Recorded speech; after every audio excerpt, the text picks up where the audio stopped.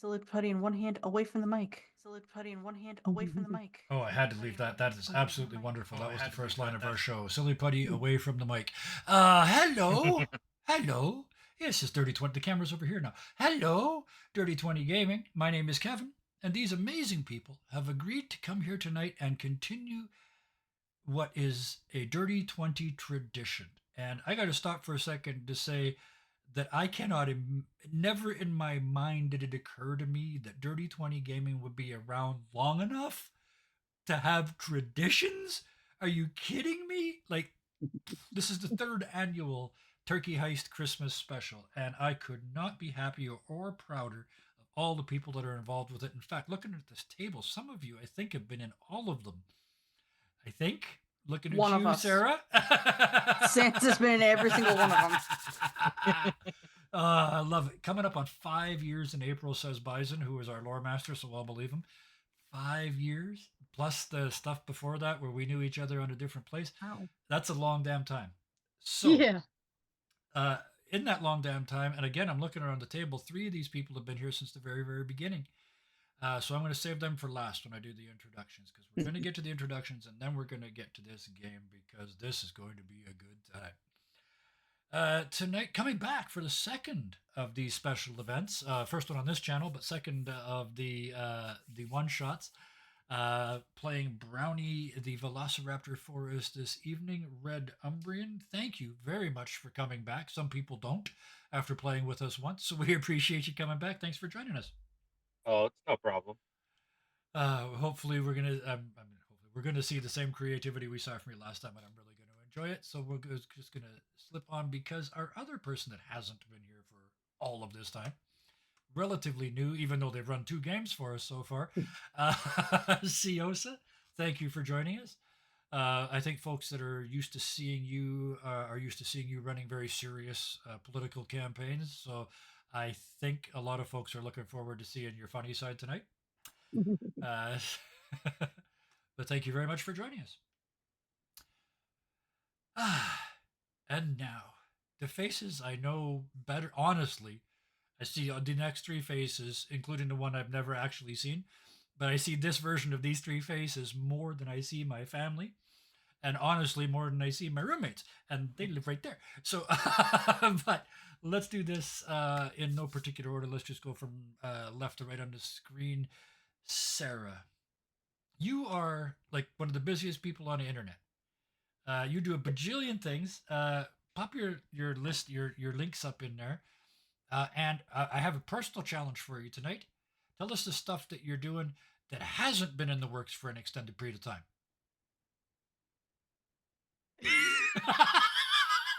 Literally just broke my brain. I'm pretty sure every project I have is still Okay, like, well then tell us in the about the one that you just finished, because I went to one of the shows. to Dawson Riddle. Oh, the Yeah, Dawson that Riddle. was- That was so good. Yeah, that was a fun one. You guys got a spectacular review on that was every bit well deserved. I believe the gist of the review was most of these online Zoom mysteries aren't very good, but this one is the exception. It was amazing. So Yeah. well done on that. And thank you for joining us this evening in your busy schedule with 7,000 things on the go. Hi. That's for Nanabat Kyle in the chat. Next, yeah, you just had a bite, so that's it. It's got to be you. Hello, Solar. Hi. I know Solar you're Dog. here on a regular basis, but I haven't talked to you in ages. So, what have you been up to other than streaming on Thursdays? Working my ass off. That's pretty much it. It's pretty much it. I just work, and then try and stream here and there, but and then show up play on Thursday nights and cause absolute chaos, from what I understand.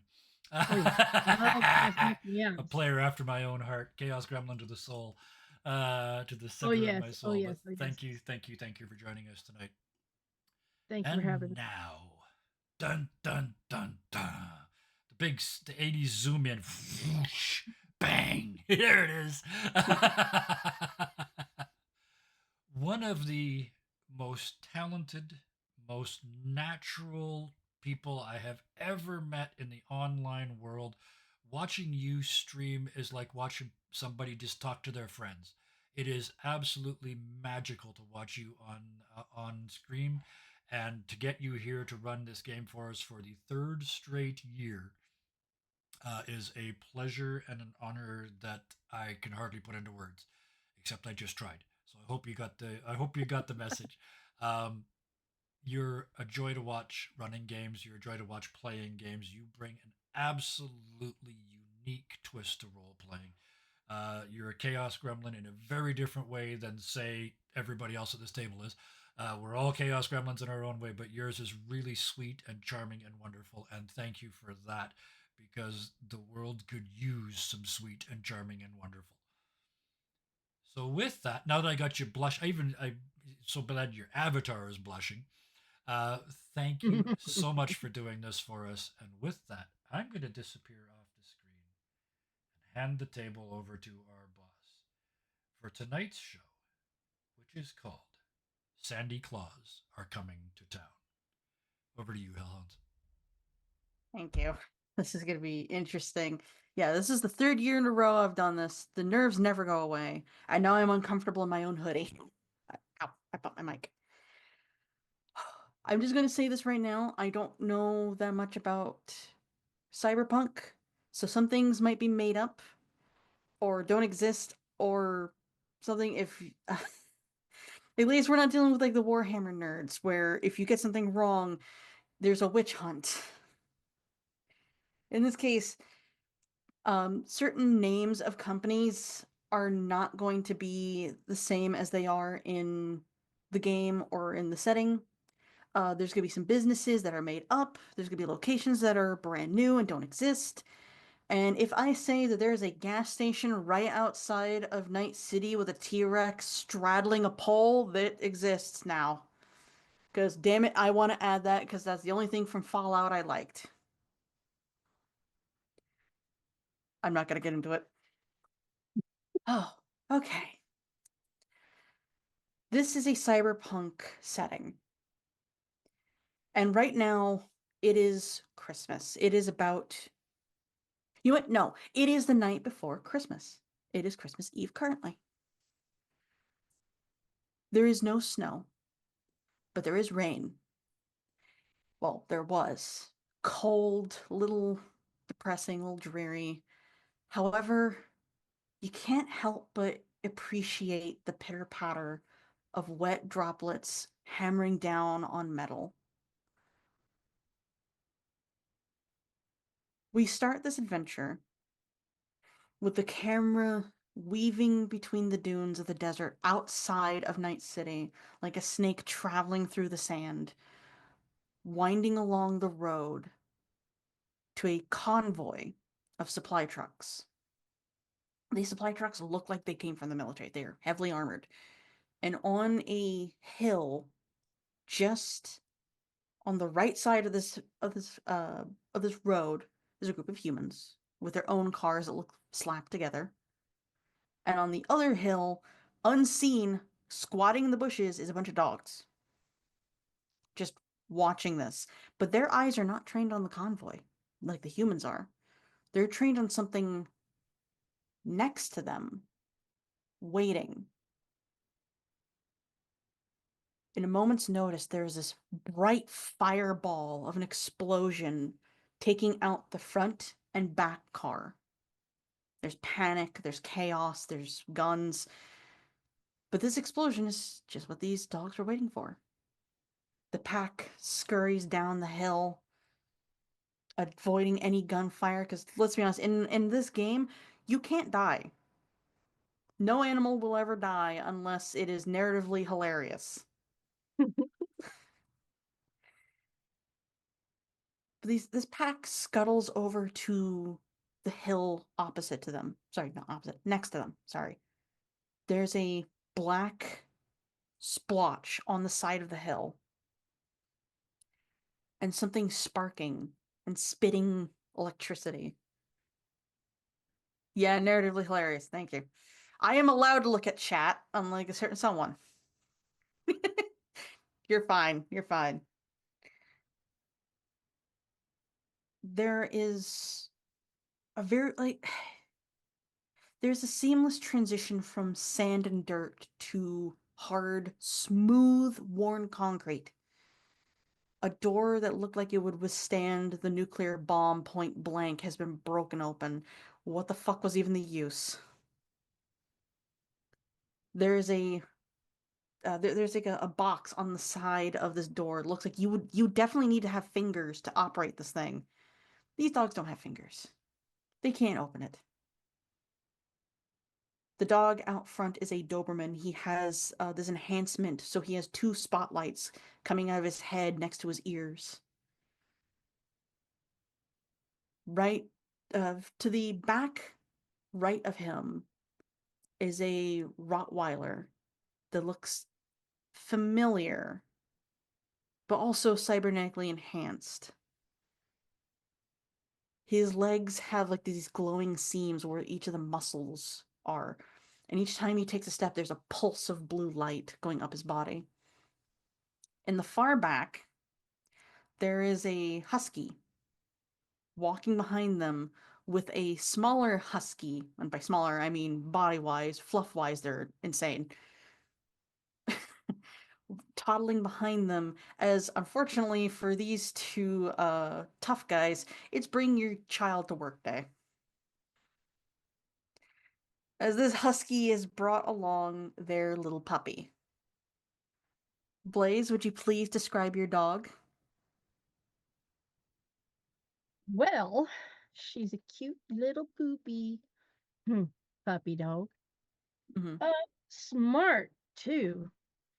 We're talking like you tell her all the little commands that you're supposed to tell little puppies to quote unquote learn, and she already got packed Yeah. quickly, easy. She is a smart little dog, but she's a big dog too. Well, kind of medium-ish at the moment because she is a puppy. But yeah, basically, I mean, if you're looking at the cute little picture that's been drawn for me, that's pretty much what she looks like. And I know that like Twitch doesn't do colors very well. I just want to confirm something for people watching in chat. The dog has two different colored eyes. She's not missing an eye. Oh yeah, It's just dark brown. I'll go with blue and one green, but we'll go with that for now. Mhm. See, I didn't really get a description of your dog when I asked, no, but you're it's fine. okay. It's okay. You did actually a very nice job. Yeah. And I will go with the two different colored eyes. I'll just change the color. I just since they can't really see them, I'll just make it that color. Mm-hmm. Don't Yeah. tempt me, Umbreon. But you're following these three dogs. You've been brought along for, well, to see what's in this place, because it's clearly a bunker. There's a smell that is coming out of here. I want to say it's like a zoo, but it's like that part of the zoo where you're in the jungle area. So it's a lot less like farm manure smell. Nick Fury. Nick Furry. Oh no. It's a lot less like a barnyard dry manure smell. It's humid. But you're seeing signs that something happened in here. There's, well, actually, hold on, let me think about this. You're looking at everything on the walls, like you're seeing the lab coats, you're seeing um the panels that show like data. It's still running, like it's still being used. You kind of stumble a little because you trip over something. And you look down, there's a massive claw mark that goes in about as deep as your middle finger. I'm using those measurements because we have people from Canada and we have people from America. Mm-hmm. So it's as deep as your middle finger. This is deep. But there are like three of these claw marks that just drag across the ground like something was either fighting or bored. This. What would you like to do, by the way, after seeing this? Probably check it out. Look at it around. Okay. Why don't you, for the first roll under puppy? Because from what I'm assuming, you're like taking some sniffs. Yeah. Yeah.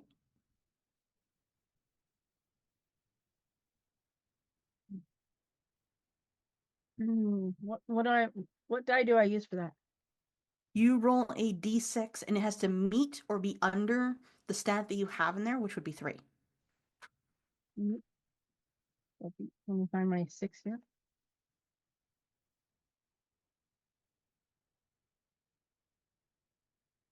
Yeah, I did not meet. Okay. Is it over or like how far Under. over? Oh, it's under? It's 2. Oh, then yeah. Then you Okay. succeeded. You need it to be lower. Oh, okay. My bad. Yeah.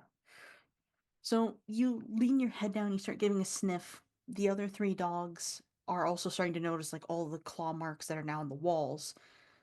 You take a sniff. You've never smelt anything like this before. Like, your brain tries to process it. Is this chicken smell or is this iguana smell? It's hard to tell. But your ear twitches as you hear movement. And all 3 dogs have gone stiff. Their ears are also pricking up. The guy with the lights, their lights are now going in different directions because they're right in front of his ears. And the Rottweiler looks back. What are you doing back there? Come up front. Quick. It's like a turducken, but shit.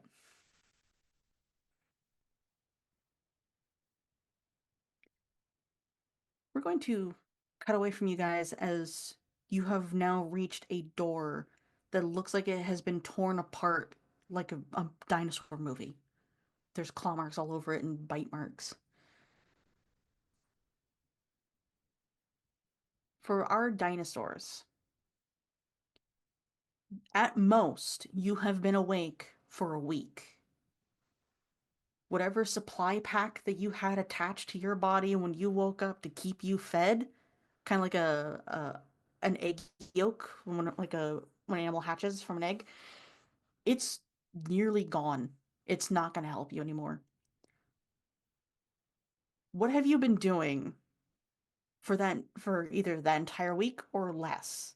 And we're going to start with Brownie. Brownie. Brownie for the past week has just been looking around the inside of this place. If there are any windows looking outside, then he's No, looking there's no outside. windows. No windows? No, Okay, you're then in a he bunker. just decides. After a brief assessment of the inside of this place, he decides, all right, I'm going to have to conserve supplies. Time to sleep. And he's just been sleeping as much as he can in order to conserve supplies. Then this violent explosion outside the bunker has been quite the wake-up call for you. Yeah. For Brownie, you know there are certain creatures in this bunker that if they wake up, there had better damn well be some food waiting for them. Or at the very least, you get the fuck out of their way. Yeah. Because right now, as you are like sitting up awake, right next to you is probably one of the 4 most dangerous creatures in this bunker. It's not that big. It's not that big at all. It's like the size of a well-grown watermelon. But its fur is like kind of bristly, has like small quills in there. But it shivers a lot and it growls in its sleep. This is a Chihuahua saur. It is a Chihuahua that has been crossed with a Therizinosaurus. But it is tiny. You do demon, yeah. You do not want to be here when it finally wakes up. So he immediately just, like the Pink Panther, just tiptoeing out.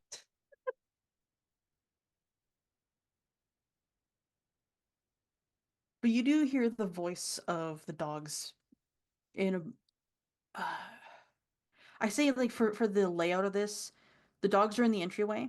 In front of them is the actual creation place for you guys, like the actual lab, and then you guys are in an adjacent room. There's like more like storage for you guys. You have a comfortable bed, but from all the dust that's in here, it's been a long time since there's been humans in here, like at most maybe 10 years.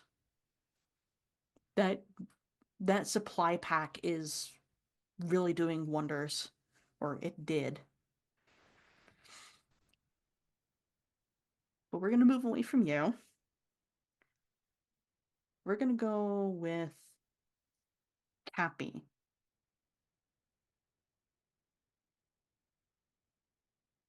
What have you been doing? Um, so Cabby's been awake for a week, and in that time, the seismographic sensors that are built into his cell have gone off like 790 times, and they just kind of like keep hitting a breaker and resetting because his friend Larry the Archaeopteryx has a radio built into his head, and he sings. And Cappy likes it. Cappy likes it. And Cabby sings along, and Cabby dances. And Cabby weighs 130 tons. And so every time Larry starts from across the entire complex, people can start to hear Cabby like, "All I want for Christmas Oh is no! you." Oh, And then the thunderous like crashing of his feet as he like shakes the complex, and like the universal groans from the other creatures that are trying to sleep, trying to rest, trying to be, in some way like adapting to their new environment. Cabby's having none of it. I imagine this Archaeopteryx, they have like an antenna coming out of the top of their head, but it's not like the. I don't know if it would be the floppy kind or it would be stiff. That sound weird. I just realized.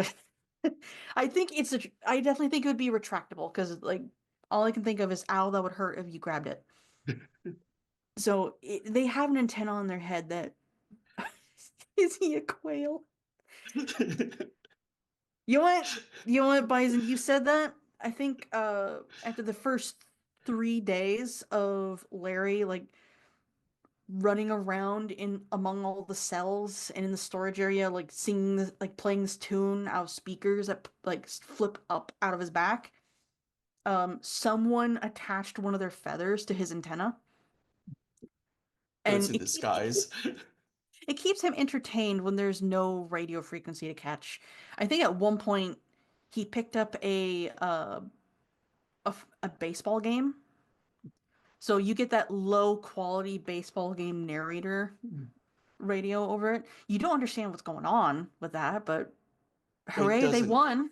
it doesn't matter. Cabby's excited easily. Yeah. And he's excited and interested in whatever he can pick up, whether, there's like some Night City news or just Christmas Mhm, stories, and like by proxy of the fact that he's 130 tons and, like nothing but lungs and meat, like most of the complex hears whatever Cabby is interested in too. Yeah. Your supply pack is much bigger than everyone else's. Granted, you are fucking massive. I want to say no offense, but let's be honest. I imagine his was the size of like a school bus and just clipped to his side. Yeah, and by now it has one disengaged, two it's gone, it's drained, especially with all the movement you've been doing. There's no more left to keep you energized. You're gonna need actual food soon. Yeah, Harry Carey. I'm not gonna feed into that because then I'm gonna go on a tangent and just completely derail. All I'm gonna say is Harry Carey narrating the first ever baseball team. It's all the religious characters.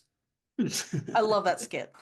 But your supply pack is drained. It's not feeding you anymore. You don't have energy to do this all the time anymore. Larry has already burned through their supply pack like a day ago.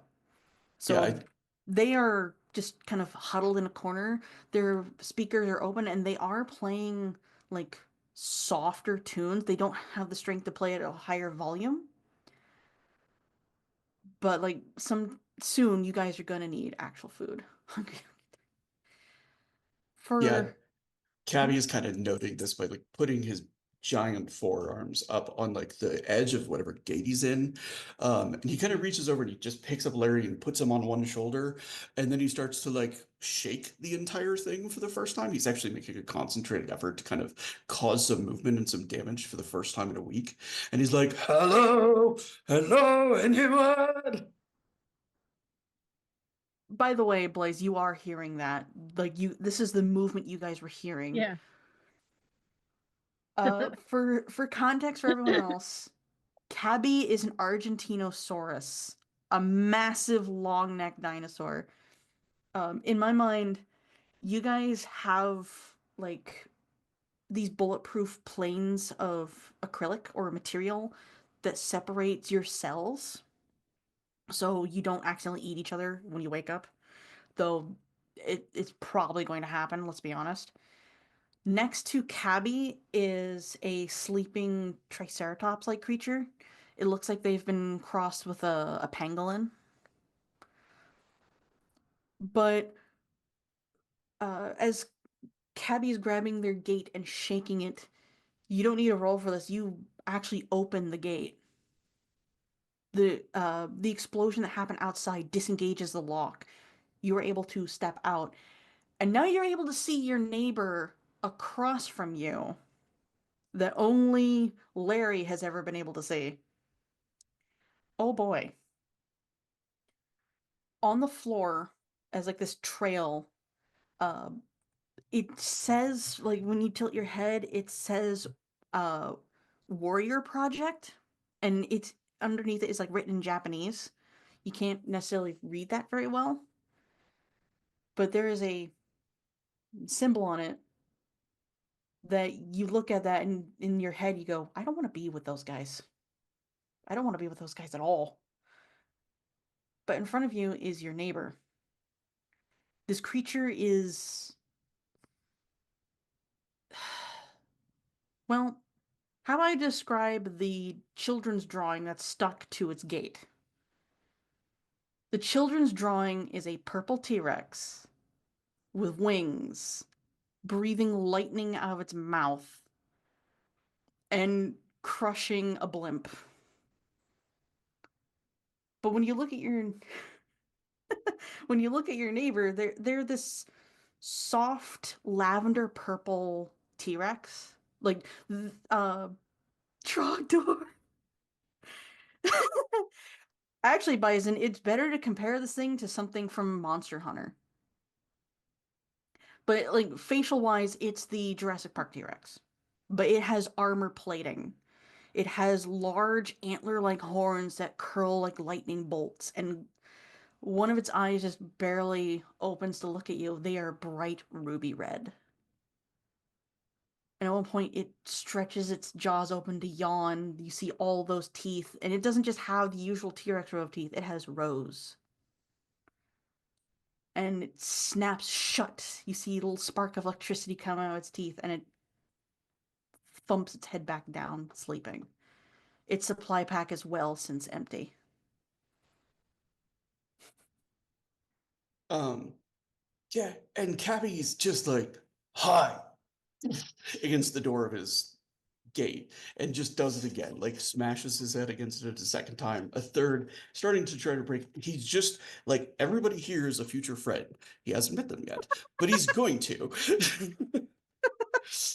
And like at the same time, his tail is kind of like whapping on the Pangatops, or like he's just sort of like a walking accidental force of chaos and destruction at the moment. And some doors are coming down deliberately, and some are coming down by accident. There's one door that is got massive chains on it and locked tight. Like you're able to swerve your head around the corner to look at the creature in there, and you pull your head back. Everything in your body is saying, "Don't wake that one up. Don't wake that one up." We're gonna cut away from you, because Gabby, what have you been doing for this whole week? I feel very bad for my neighbors because they have not slept. Oh no. It has been almost a constant circle. Like there is a divot now in my cell where I've just been running, constantly going, hi, hi, hi, hi. I don't remember my name anymore, but someone called me Gabby, and yeah, can we be friends? I want to be friends. Hi. Oh, look at that. And goes back. Yeah. I'm just reminded of that video where a person like is holding a chihuahua, they're like spinning their tail, and as soon as they set the chihuahua down, the chihuahua just becomes a typhoon. Gabby, what is Gabby? Oh, I'm gonna have to. You don't figure have out to how say the full name. Compy. They're the size of a chicken, people. The size of a Tiny. chicken. These dinos are like dogs, yeah. Your neighbor is a pack of bird-like dinosaurs or bird-like creatures. They have massive hook beaks, and when they stand up, they're taller than an ostrich. These are terror birds, but like they pay you no mind. Kitty. Yep. At least once a day. It's hi, hi. I see you all in there. Hi there. Ooh, what's that? Your supply pack, you don't have one. Because it went flying the first day. So there's this mess on the back of your cell. It looked like someone took a paint bucket of like a creamy yellow paint bucket. So like your feeding has just been walk up to the wall and lick. Yep. For the entire week. But now it's whenever I run by, I lick it. Your gate has opened. Like it opened like a lot. Like sorry, no, it's opening now because of all this shaking and trembling, and you hear that voice. For the storage rooms, like the pens for you guys, it's like you're walking into a kennel. You got rows and rows of these creatures behind gates or shutters or anything to keep them in, depending on how strong they were or thought to be. Some of them have cybernetic enhancements. Some of them are spliced. They are weird, to say the least. They're not natural. But you're able to get out now. And down the kennel and to the left, you can see the head of an Argentinosaurus starting to peek around.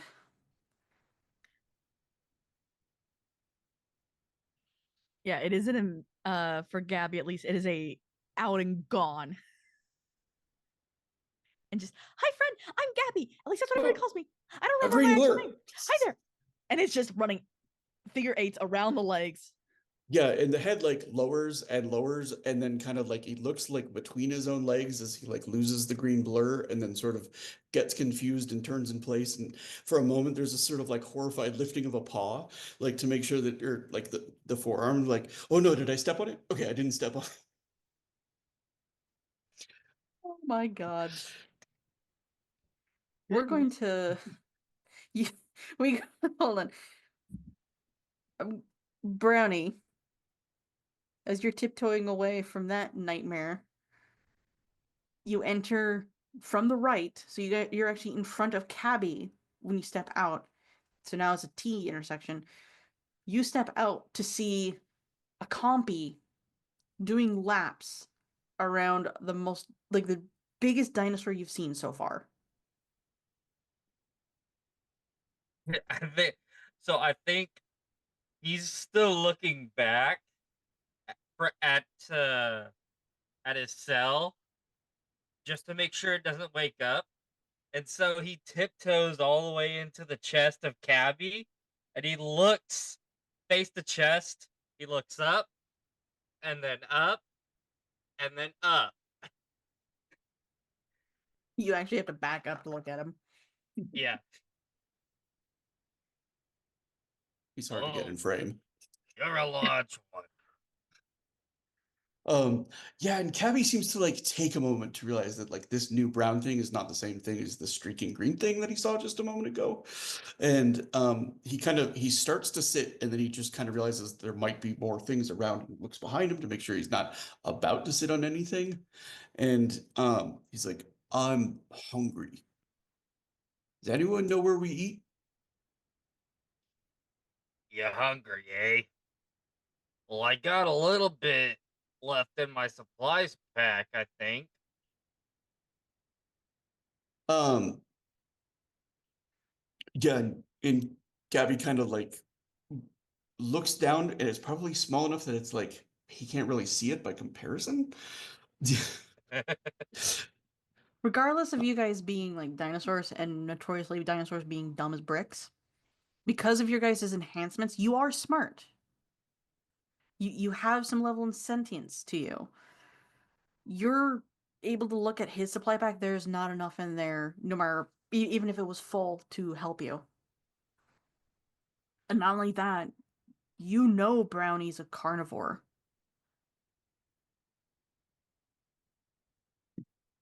Gabby is like aware that several things he's seen are carnivores, but like as a ratio of size, like he doesn't really view them as threats. Yeah. Does that make sense? Like in the same way, like a human is like, yeah, a mosquito might be annoying, but it's not like, oh no, I'm threatened.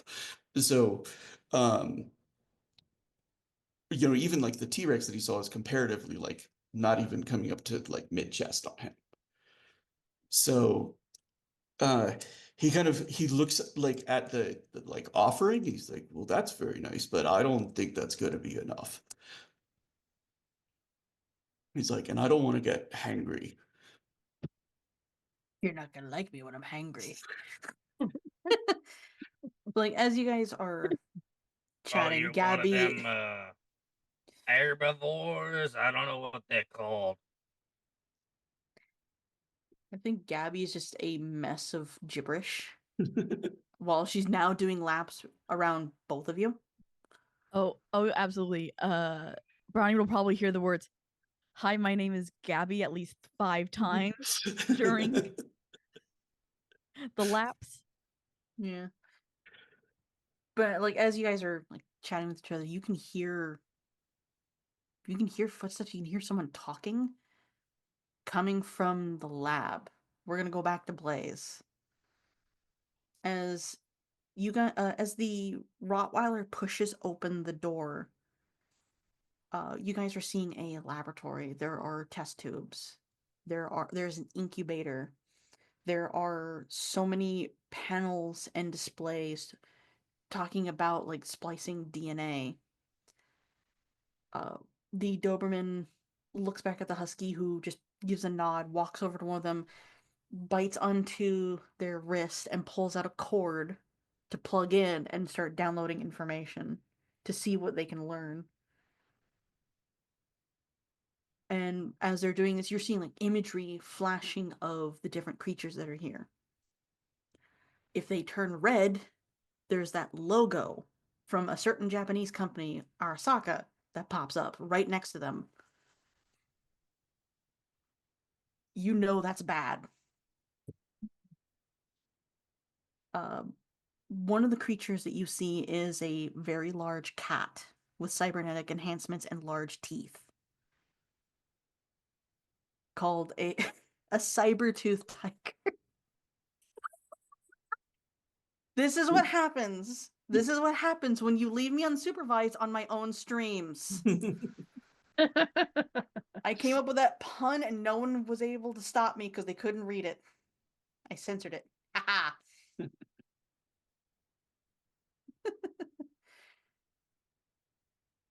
The most concerning one for you guys is you see an image of a Canadian goose, and then you see an image of a giga, like a Giganotosaurus. And it shows an image of a goose giga hybrid. It is a massive dinosaur goose with lots and lots of teeth. Oh my.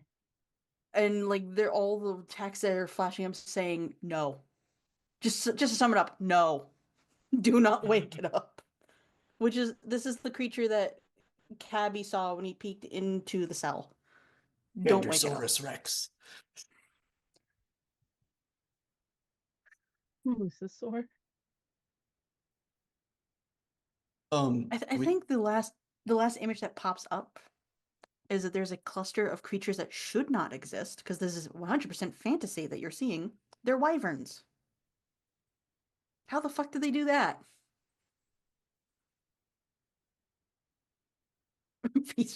The world will end if that thing wakes up. Unless there's food, then you might have a chance.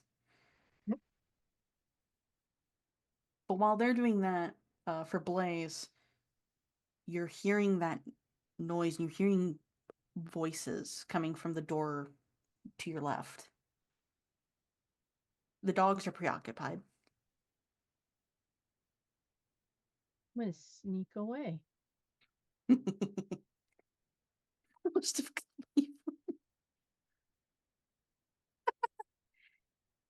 when you approach the door, you can see this door has long since been deactivated. It's not going to work. You don't need fingers to open it, is what I'm saying. Right. There are claw marks on it. There are bite marks. There's also indents from bullets. Something happened here. But you can hear the voices are on the other side of the door. Definitely going to investigate because curiosity has got the best of me. Are you being sneaky about this? Sure. Okay, then you're going to roll under criminal. And that means I have to get under the 3, right? I mean, Yes. over the. No, you have to be under the number that it is. I got a 5. And what is your criminal right now? Is it just 3? I guess I don't remember. So on for this game, for Honey Heist and all the mods, you have criminal and then you have the creature that you are. So in this case, dog. You are doing a balancing act with 3 points on each side. You want to roll under that number, under 3. Okay. And yeah. God damn it, Bison. You haven't moved any points around yet. So it would be, yeah, so no, then I failed. Okay. For Gabby, Cappy, and Brownie, oh my god. Your guys' conversation suddenly halts. Even Gabby stops moving as this noise of a damaged heavy metal door very loudly creaking open with like the shuddering noise of scrap metal being pushed along as a fuzzy nose, twitchy nose, pushes open the door before something insanely fluffy peeks around. Blaze, you're seeing 3 dinosaurs. You've never seen these before except in toy form. What And you the guys are fuck seeing is that. Well, I'm if gonna they, go check. I mean, as of right now, if they don't move, she's probably gonna think of them at this point as a toy and maybe go and try and play. Because chaos. You guys have seen fluffy things. You've never seen that. Cabby is like when he hears the door scrape and everything, he's kind of like most of the way around the corner, but not entirely. And since he's like, 70% neck and tail, I think he's kind of just like pressing himself against the side of it. In the closest approximation 130-ton thing can do to sneaking. But I'm utterly fine with being completely ineffective. Oh, it's completely ineffective. Simply because you guys are not trying to hide from each other. So yeah, you guys are seeing a dog. Blaze, you're seeing 3 dinosaurs. One of them looks like they're about to vibrate the world to pieces. Ooh, Viper toy. Mm. Oops. Interesting choice. Vibrating toy.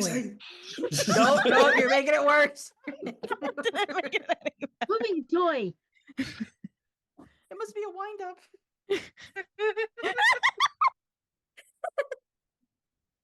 It only it lasts less than I do. I'm sorry. Does it use batteries or does it charge?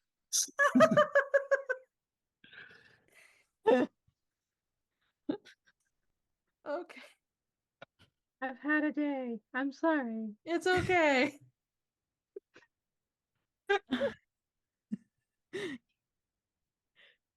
She has a copy running up to her at speed either way. Yeah, you have a little green featherless chicken running up to you. These things are real. You're realizing, oh, these things are real. Yeah, I noticed that. And friend or foe? Hi there, I'm Gabby. What are you? I've never seen anything like you. You're really, really fluffy. What are you like? Are you just like itty bitty like me, or are you like? And Gabby will point to the other two, and like, are you just like really, really big like them? And Gabby to like Brownie is like, it's a oh. Not really sure like what that implies. He knows that it is, and it seems important. Brownie's just super straightforward, looks straight at the fluffy thing and goes, "What the fuck are you?" I'm a dog. A dog, huh? Well, a puppy. But I'm a really good one. Does Brownie know what a dog or a puppy is?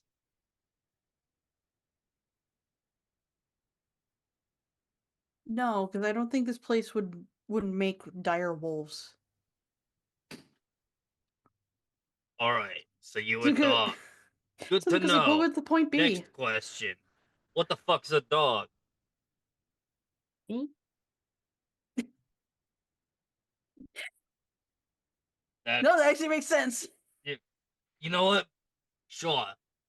I'll take it. Wait, more important question. Where's its feeding bag? Oh, right. Do you have any food? Do dogs need feeding bags? No. Are you guys food? I am definitely not food.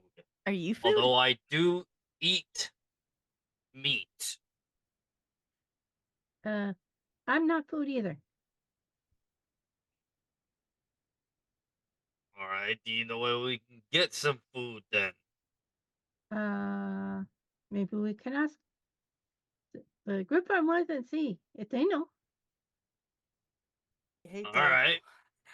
I hate what I'm about to say. I first need to ask, can Blaze read? Let's see.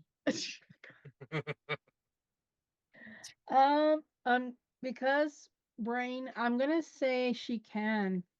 Okay. Then you look down at the floor where like those letterings are to show like what these are made for. The hallway you're currently in, the hallway Gabby started in, says farm. So food. And you look at the walls from where the other two came in. The one that Brownie came from is well, actually the one that Cabby came from is military. The one that Brownie came from is guys, what is the word? I don't want to say military as well, but like Brownie would be really, really good as like a pet. Recon too, if it was. Yeah, I was gonna say scout. I don't think people in Cyberpunk would even care. Like, Spy. to be honest, like people love Velociraptors. Let's have it as a pet. See, Spy. is this? It's the same way people would look at a grizzly bear and go, "I want to pet it."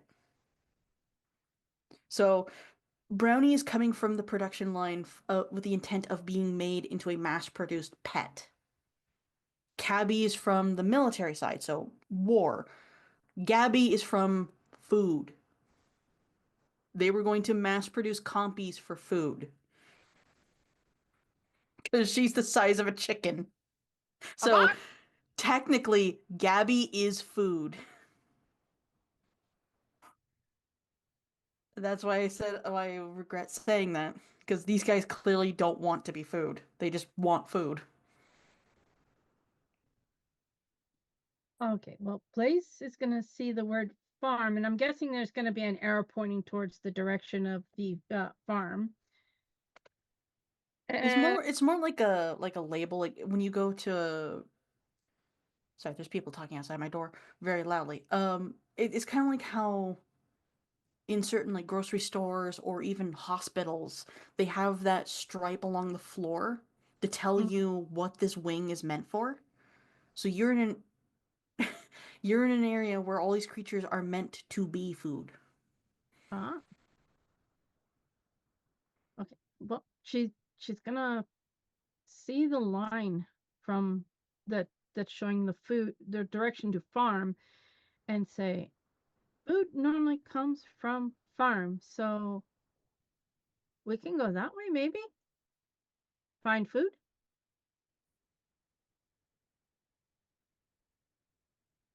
Yeah, Cabby kind of turns his head so he can like get a good look at the line and just kind of it's just like one big scoop of like everybody onto the top of his head. And then lifts up and starts to like follow the direction of the line with like steps that shake the entire hall.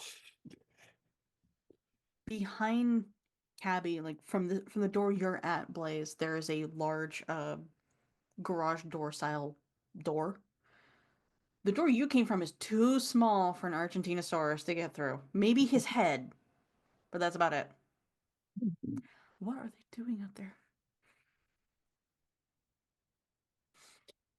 But as you guys been talking, you guys hear the scrape clicks of dog claws on concrete as the door is pushed open more to show more dogs.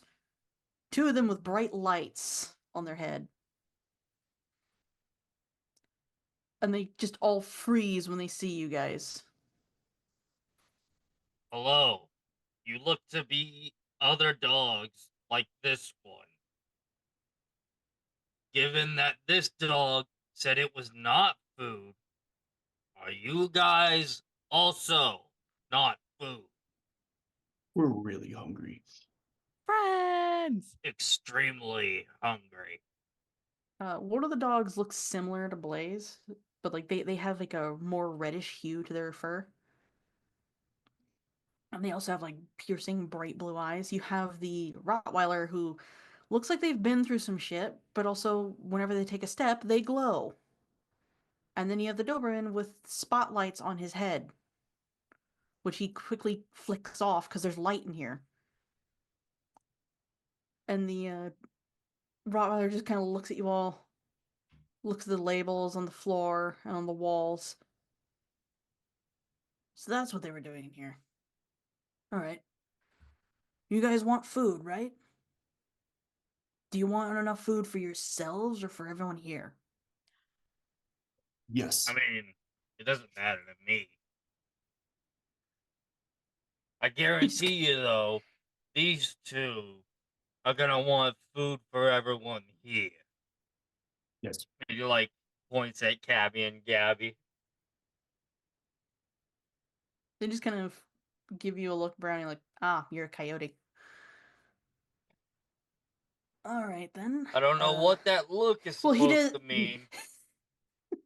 Well, it's for you. It'd be actually difficult because the other enhancement the Rottweiler has is his eyes are solid black and they're like glass. They look like glass.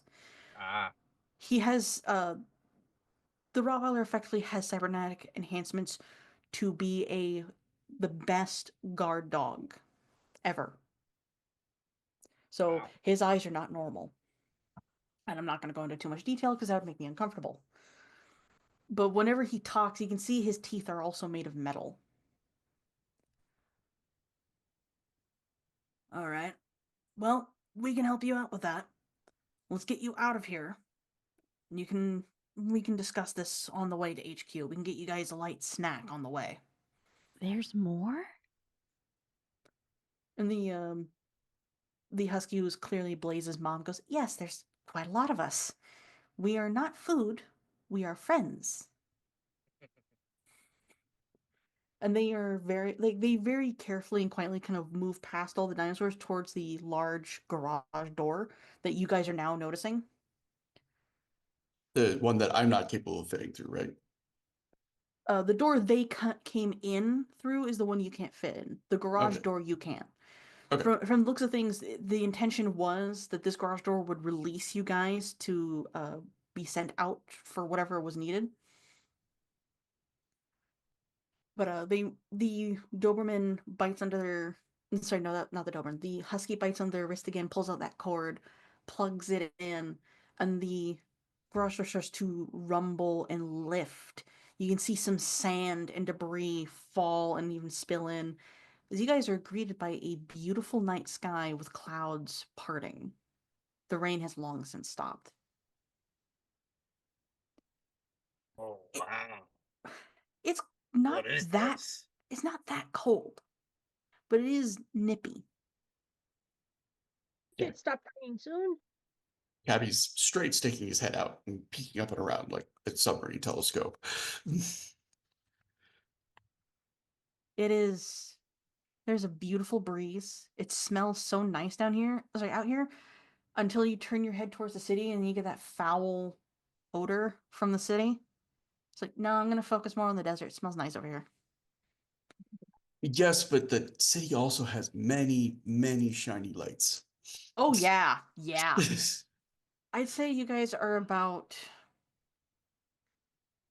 10 miles from the city, just outside the city. So it's far enough that even if the police force in there saw the explosion, they're not gonna give a shit, and they're not gonna get there in time. Neck and head shots or feet, yeah. But you guys Um, are able, but you guys are able to step out into the desert. The ground is soft and squishy. It's weird.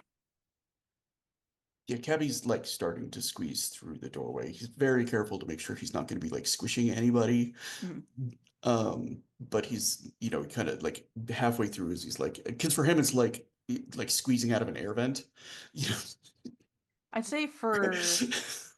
for Cabby, like the height of this door was not made for you, if I'm honest.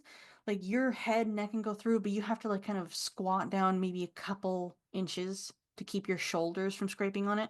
Otherwise, Yeah, you're able to get out just fine. it's the most awkward like low crawl. Is it okay if I do something with like his cybernetics? Go Since he for is it. sort Go of for like a it. weapons platform. So he has these kind of like harnesses that look like they're built around his limbs and stuff like that. And as he gets down and starts to crawl and like is in a limited space, they kind of pop out almost like like spider legs and like grasp onto like the walls and stuff like that and like help push him through. And then suddenly this enormous thing is kind of moving delicately back on its feet. Everything snaps back into place and he kind of extends himself and his head lifts up and he's like looking around and kind of the first thing he's doing is looking for something that he can feed to Larry, who's still kind of clinging to his haunch because he wants to get some food for his friend. I'm just gonna take this joke here. You have like one of those little pouches on your harness, like those videos of dogs that carrying their own puppies in a harness. But it's ridiculously tiny because he's ridiculously tiny. He's actually smaller than Gabby. The difference is he's longer than Gabby. So that's where his size goes to. But like uh as Larry like peeks his little head around, looks at the antenna slowly rising up to see if he can pick up any signals. His head just suddenly snaps in a direction towards like a little sagebrush. Yeah, Gabby's kind of gonna go over like he just pulls the entire brush out of the ground and then like sets it down close to his feet and like lowers himself down so that like any herbivore can grab a bite full of it. Yeah. As soon as it's close enough, Larry like bolts out into the sagebrush. You can hear rustling. His little head pops up. He has a bug in his mouth. He's yum, yum, yum, yum, yum, yum. But he's gonna be busy for a while.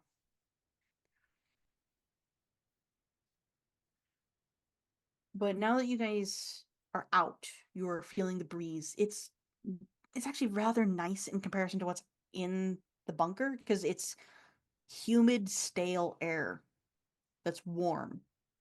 And now you're outside where there's semi-clean air. It's cold, there's a breeze. The sky is gorgeous for now. And these dogs are already just casually walking further into the desert towards like the distant mountains and a faint light. And since Cabby is the tallest, he would notice the remains of a flame nearby. And all of you would be hearing voices nearby. More friends? I don't know. And Cabby kind of, he's like taking a moment to kind of scoop everybody up again, Put right on his including back. the new dogs. And he's like, and then he kind of goes up on like tiptoes of his like giant forearms and rear legs and is kind of like ballerina tiptoeing towards where he can hear other voices now. The enormity of like the scale around him is kind of giving him a new perspective. Like he doesn't fill every space that he's in. So you're And so trying to now be that sneaky. Okay. so there's now the possibility that something could be bigger than him. So I really hope you succeed on this hijack. Yeah, you you need to roll under criminal for this if you're gonna sneak. can I use the driver for it? I see Because what you're he doing. is Yes. carrying all of us. Yes, I see what you're doing. Yes.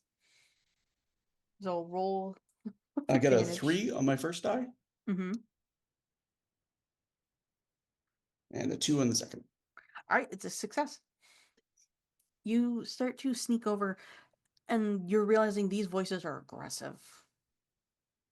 And the fire that you're seeing are these machines. You know what machines are, like you've been around them. But these machines are on fire. There are creatures on 2 legs with no scales, very little hair, sometimes something glowing on them with these you recognize them as guns. You know what guns are. You have the information of a military machine. Doesn't necessarily mean you know how to apply that. These are not friends. Yeah, Cabby kind of like he seems to like blink for a few moments, and it like there's a moment where he's like kind of whipping his head around. He's still being quiet about it, but like and it looks like he's kind of like blinking his eyes like not quite in tandem as there's like information popping up in diagnostics about weapon systems and like cars and stuff like that. Like he was a long range missile platform, so he has diagnostic data. And You can so see. and so he just kind of like, but he has no context for it. Mhm. He's just like, I don't like this. There's He also the starts fact that kind of creeping like back steps away from it. I think like the worst part is you're actually getting measurements as though you had the missile platform attached to you, but you don't. So you don't know why you're getting those measurements. But Yeah. the dogs hop off your back, and like one of them like kind of fruitlessly grabs onto your ankle, like one of your ankle attachments starts trying to pull you in a direction, and they start running off into the desert now. Cabby is absolutely happy to be sheepdogged somewhere. Yeah. So they're going to lead you guys towards a gas station that has not seen customers in maybe 50 years. There is a very shitty rendition of a T-Rex straddling a pole with a logo on the top that has worn away over the years. And as you get closer, you see the ground like a ramp start to lower to bright lights down below. You guys have been around these dogs long enough to now recognize the smell of dog. There's a lot of dogs down there. Unfortunately, for Cabby, you can't fit. But you can fit your head and maybe like a little bit of your front half in, but you can't fit. Not without crawling. But there's like a big T-Rex statue nearby. Yeah, and for stupid reasons, the T-Rex statue is as tall as you. So Cabby's just gonna kind of like stand near it and try to stand still. Is that one of us?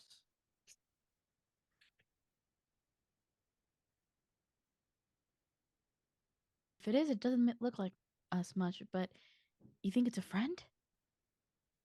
I don't know. I'm gonna go say hi. Yes, this is where the big guys are.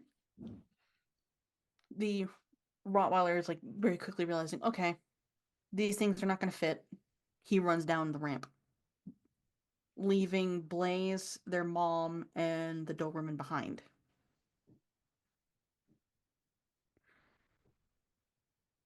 After a while, the Roddy comes back. He has a raccoon riding on his back who has way too many cybernetic enhancements to be normal, including iron grip fingers. If this guy steals something, it's gone. You're never getting it back. And there is a goose. Yes, it is goo. So yeah, there's a cybernetic goose with like a backpack and glowing red eye. It's for this setting.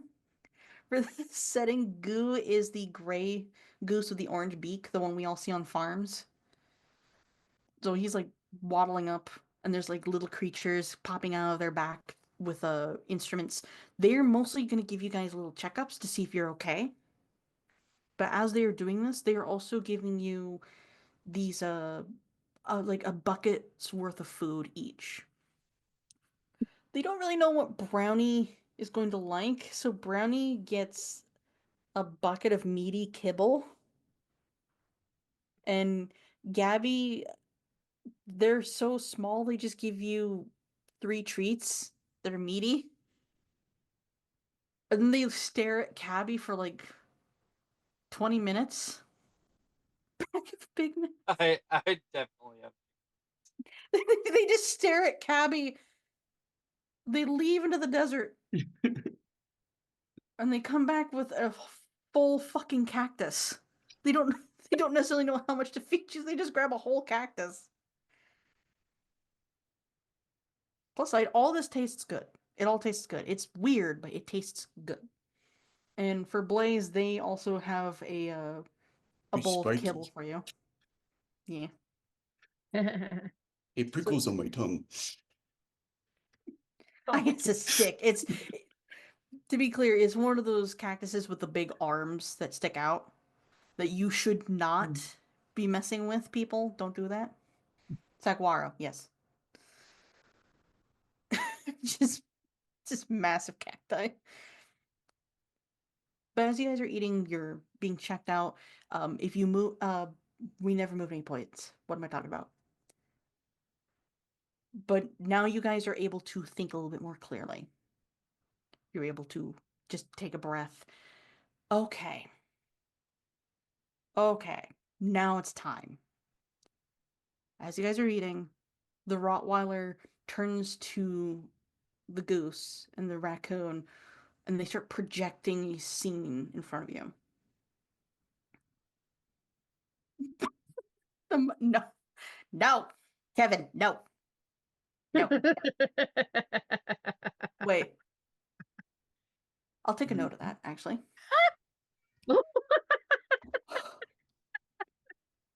The Sorry, scene. my cat is trying to sniff my camera, so It's okay. just a second.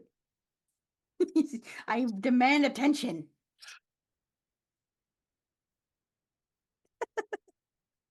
But the scene in front of you shows those machines again. It shows the cars. And the Rottweiler starts to speak. A couple of minutes ago, a convoy was attacked right outside that city. That's how you 3 got freed. And he pauses and goes, 4 apologies to Larry, who's just sitting there eating mosquitoes that are trying to fly at the lights. He talks mostly in songs. Oh my god, he's Bumblebee. This attack was it was intended for a completely different convoy. See, those humans back there wanted to steal quite the score of food and information. Unfortunately, they got the wrong convoy, as the one they just attacked, he kind of winces, was the CEO of one of the biggest companies in town's girlfriend for a family reunion. Yes, of course. Now, I'm gonna need you to explain all the terms that you just used because we've been raised in a lab. I And don't you know know what what the technology CEO is. is. Yeah, but I don't know what the CEO is or a girlfriend. I have no idea what those two things are. And I think I know trigonometry. I I know mean, I can calculation. hack some. I mean, they trained me to use computers, but like, they didn't teach me words.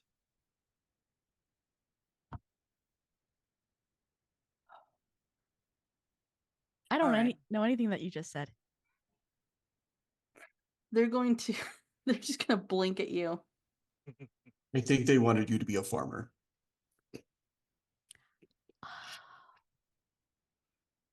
We're going to have somebody educate you all, because I don't have time for that right now. So please hold your questions till I am done. We're trying to help you, as well as many others. Now, the next convoy that's coming through here will be coming by in 2 hours. It is a lot of vehicles filled with food that is not processed soy, it is not bugs mashed into a patty or paste. It is real. Grown vegetables and fruit, well fed and raised meat products, high grade alcohol, and fresh, clean water.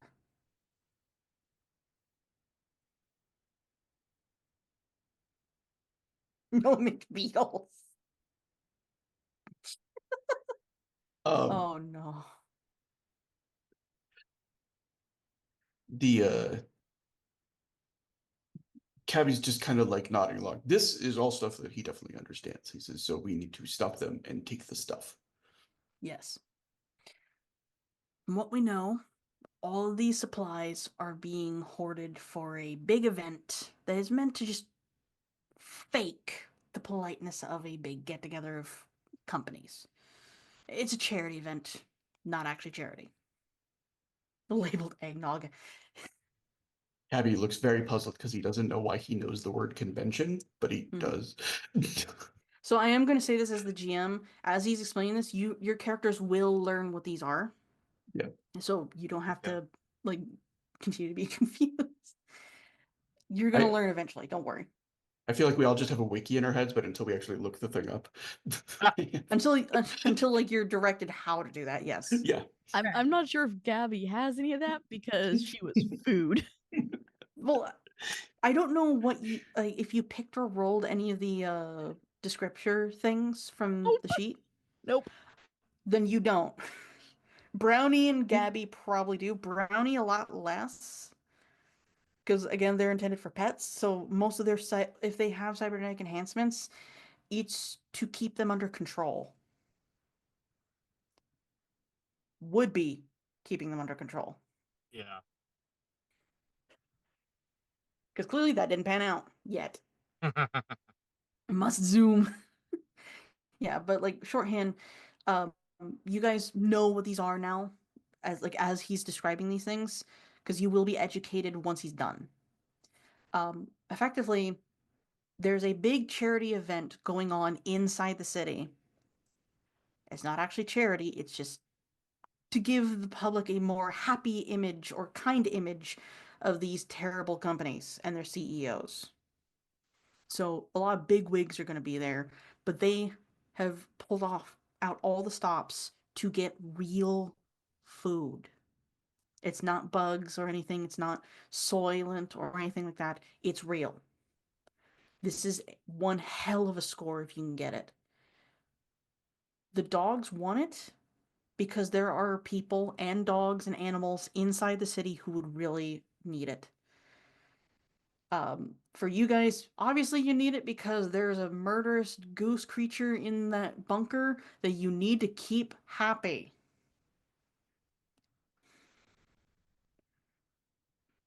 The ginger taste. For Blaze, I'm just going to say yours and your mom's owner would really, really need that stuff. They're not doing so well. This would make their day, especially on Christmas.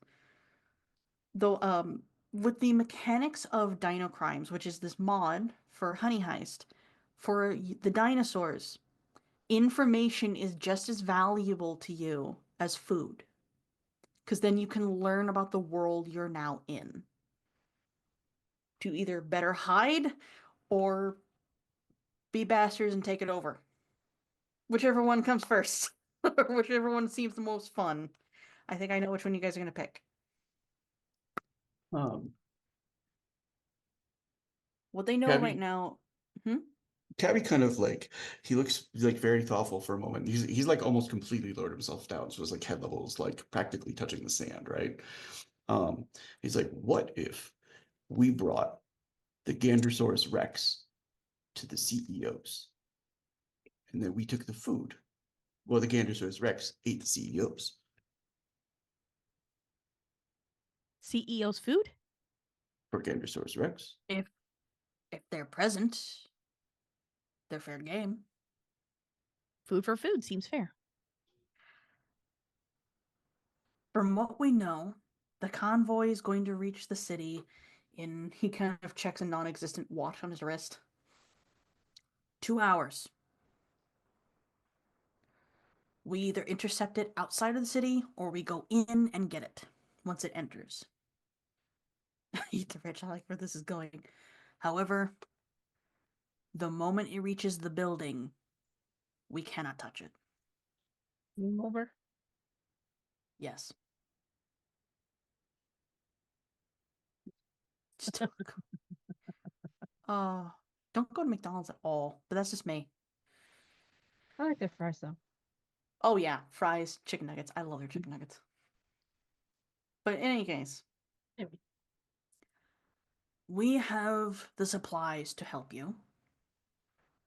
We've been trying to get into that bunker for many years in hopes of freeing some new potential friends. No animal should ever be locked up like you all, or treated like you all. That is what our organization does. We help each other. We help our humans if we have any. We don't want anyone to be turned out terribly. My brain.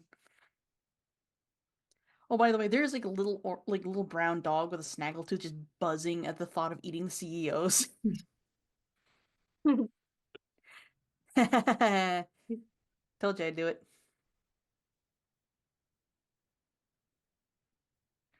So, again, this is the GM. You guys are allowed any items from their armory, whether it is a clicky spy pen, whether it's surveillance spy tech. Like you can get spy tech from these guys. You don't have to narrate that you are grabbing it and putting it in your inventory, quote unquote. You can narrate that you have it in the scene, and this will also count for reaccumulating points for your criminal, because this is technically a flashback to a plan. So if so if you need the item, narrate that like, oh yeah, I did actually grab this, then you have it. Because why the fuck not? It's a one shot. For refilling your dinosaur or dog stat, you have to eat something, or in some characters' case, you have to drink. It really just depends on how you view your character. So these guys, sorry, I actually had to pause to read that. So in this case, these guys are going to give you guys emergency supplies that you can eat to prevent yourself from going too deep into criminal. If you go too deep into dino, they can't help you. So, yeah.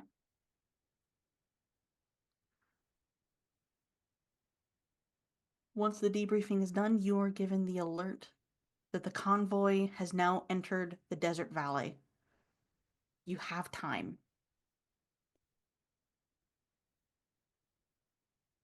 And if you guys can also make up shit. By the way, you can make up shit. This uh this convoy is heading towards the gate of the city. The gate you guys were near. What would you guys like to do about this convoy?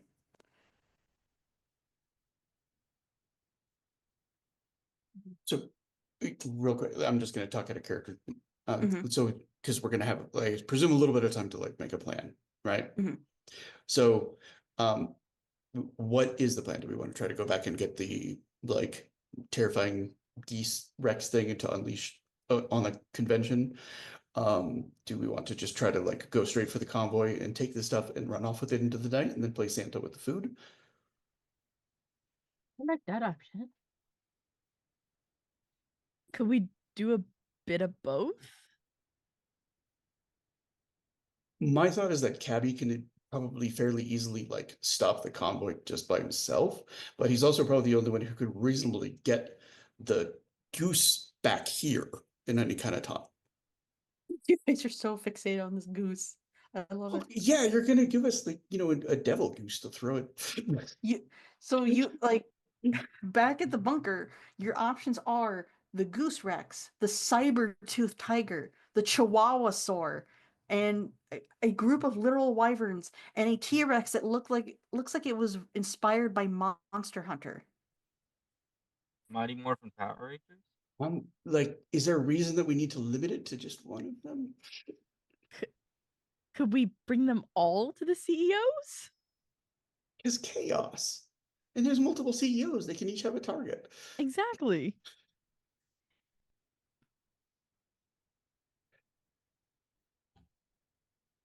I And will then add this little detail. When they show you the imagery of the vehicles, the logo on the side is Arasaka. They are heading the security of this. More reason to grab all of them. more reason to have more friends. Exactly. Make all the friends. I can't Yeah. wait for you guys to meet what's guarding this, though. It's gonna be so fucking funny. So why don't we have like Gabby and Brownie and Blaze be the ones like intercepting and like stealing the convoy? And then I'll see what I can do about bringing the bad stuff back.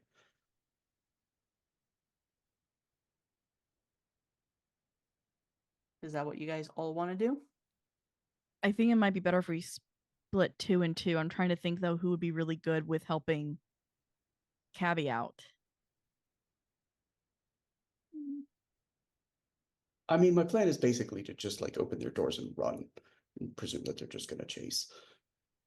Brownie's good at hacking, so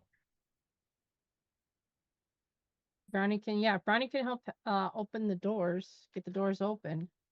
Yeah. As a bit of a reminder, the power in that place, there's the only power that's there is like lights and computers. All the locks have disengaged. So technically their doors are open, they just haven't opened them. Yeah, but Brownie would have the arms to be able to open them. Fair, fair.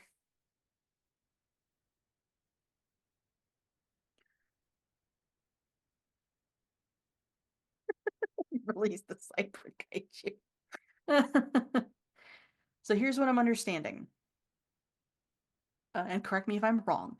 Cabby and Brownie are going back to the bunker to release the demons. Yep. Gabby, the little compy, and Blaze the puppy are going to the convoy. Gabby's a thief technically, so let's go and steal stuff. And Blaze is the brains. Just gonna run around them and distract them while Gabby does what they're gonna do. There's going to be a more stealth approach, I'm hoping. I think for reasons, Larry is gonna go with these two to the convoy. Because as annoying as their radio playing is, all the creatures there are used to him. So it's not really gonna work if he goes. Still light in the dark.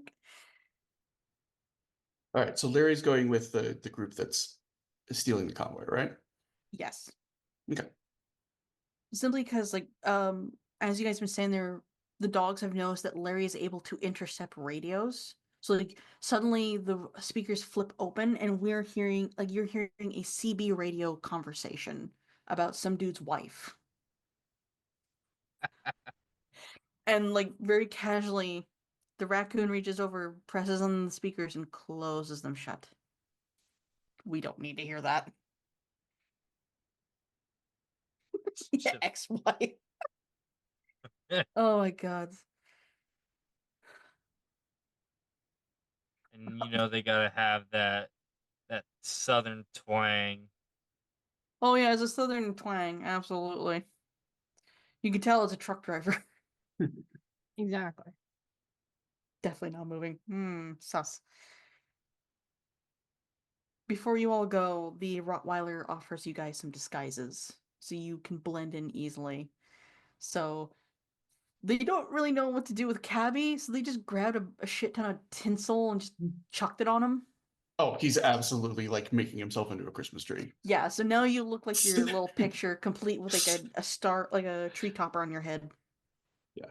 Um, so I know it's a little bit early, but I actually know what he's going to take is like one item as like Mhm. they're kind of heading back. It's going to like spot a truck that looks like it's like a tanker truck. And he like there's a big like whatever the Night City version of like Gatorade is. It's on like the tanker truck, and he just scoops the whole thing and it like magnetically clips to his weapons platform. You know what? Now that you've said that, all I can imagine is like those descriptions of a person holding an RPG on their shoulder. So now you have an RPG of Gatorade on your shoulder. Yeah, it's just a massive kind of like fluid capsule that Hmm. We're not even going to edit into something that might exist in Night City. It is literally just Gatorade. Because God, I forgot the name of that movie where everyone's a fucking idiot. idiocracy. Idiocracy, yeah. Because Yeah. Gatorade's the only thing that survived. Cool. Right? Yeah, and he's just sipping on that as he makes his way back with like brownie on the other shoulder. All right then. Let's see. You know what? We're gonna focus on Blaze, Gabby, and Larry. How are you guys going to stop this convoy?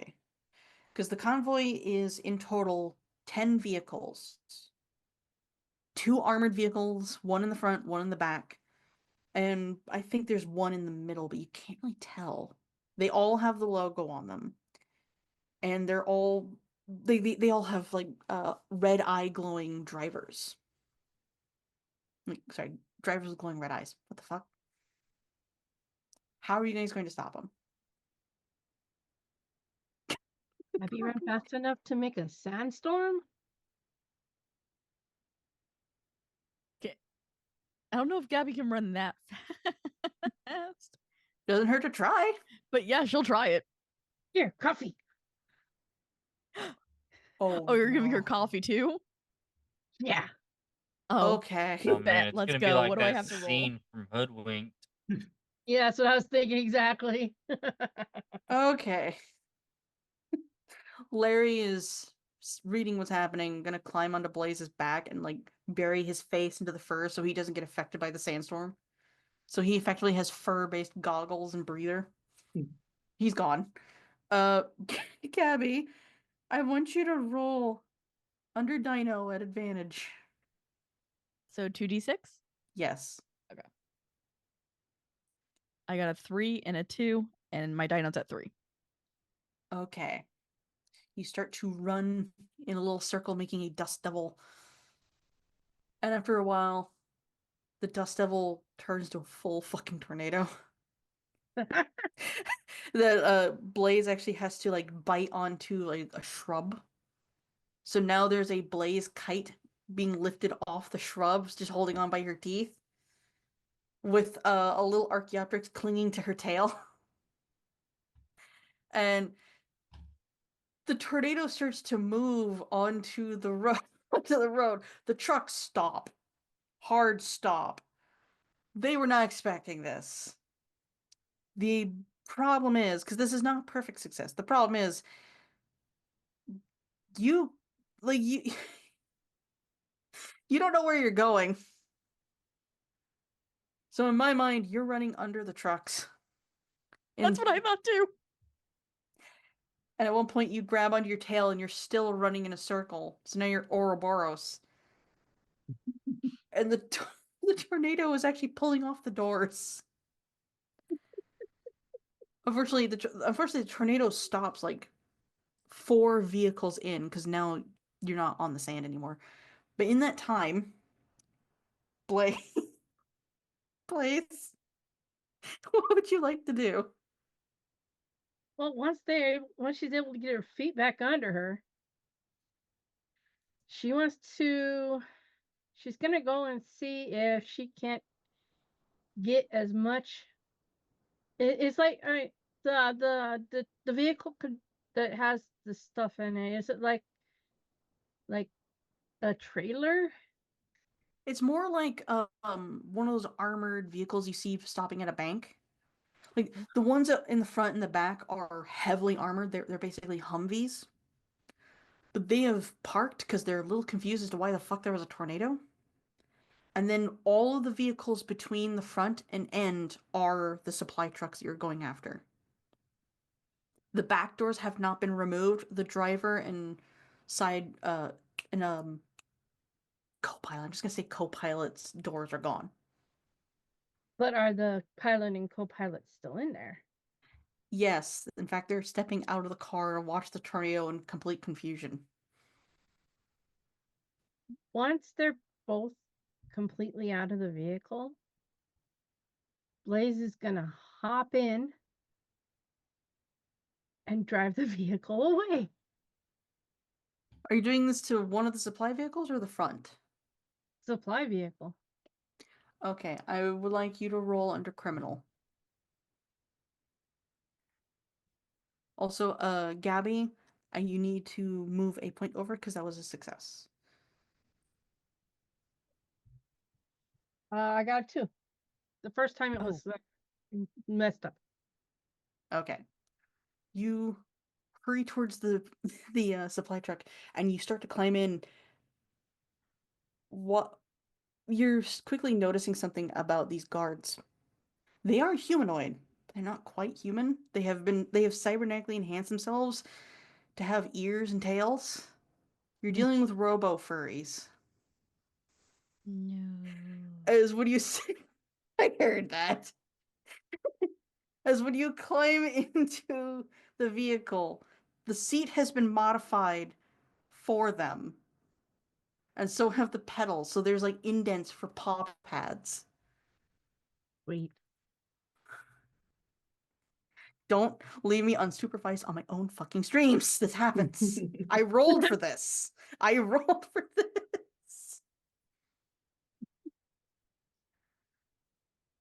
So now you're dealing with something absolutely terrifying. Furries. But you are able to start the car, which gets their attention, and you start to turn off of the road on into the desert, and you see like a cat paw, a metallic cat paw grab the door frame, and you're pulling one of them along with you.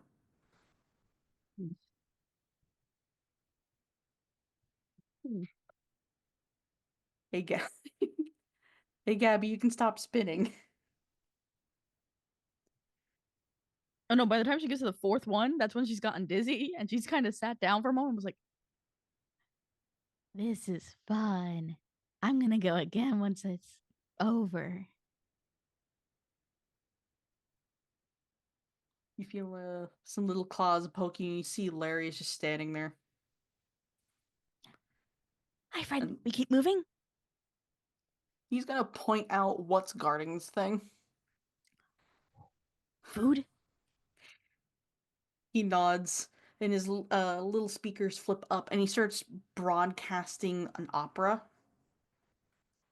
But it's like it's more like an opera of if the plot was we're going to war and there's going to be a victory. So now all you hear is Russian. So Flight of the Valkyries. Yeah. Oh yeah, this guy's getting eaten by a compy. Excuse me? Dude's gonna get eaten by a compy. Who is? The guard.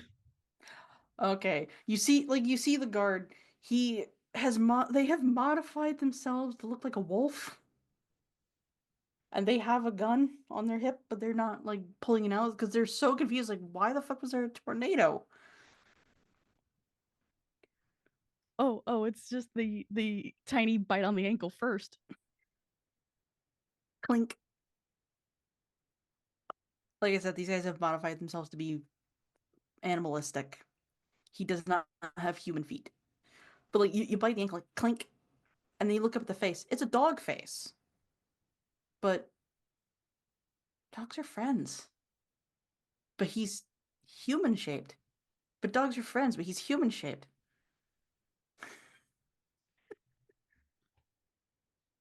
No, It's Beowulf is the there. clink. Okay, not food. Not food. Not food. And if she can, she'll start spinning back the other way and going back forward. You make an Australian tornado. Okay. Let's go. Let's confuse everybody. We're gonna come back to you guys. And we're gonna focus on Cabby and Brownie because this is so dumb. You guys are now back at the bunker. And once again, Cabby has to like kind of duck a little bit to enter the bunker. You can't unfortunately take the Gatorade with you unless you drag it on the ground. Oh no, like at the kind of the last minute, since he knows that the plan is largely to just like unlock them and then run. He just kind of upends it and pins it against something and like drinks as much of it as he can so that he can have like a burst of speed and energy if needed. All right. When you guys come back, there are a few more dinosaurs waking up, and these are the more tamed ones. You can see the cell for the Monster Hunter like T-Rex is wide open. In fact, the gate has been smashed because of Cabby. It's still sleeping. There's the gate with all those chains keeping it locked. That's the one the goose is behind.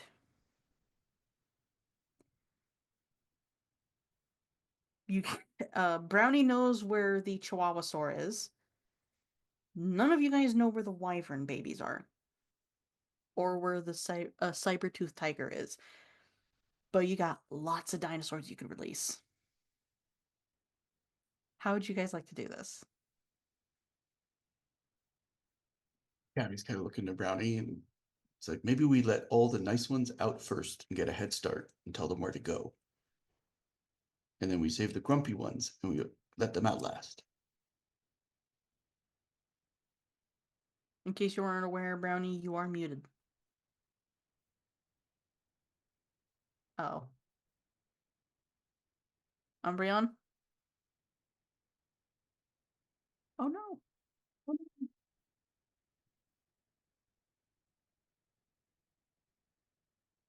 Snibble maybe a finger.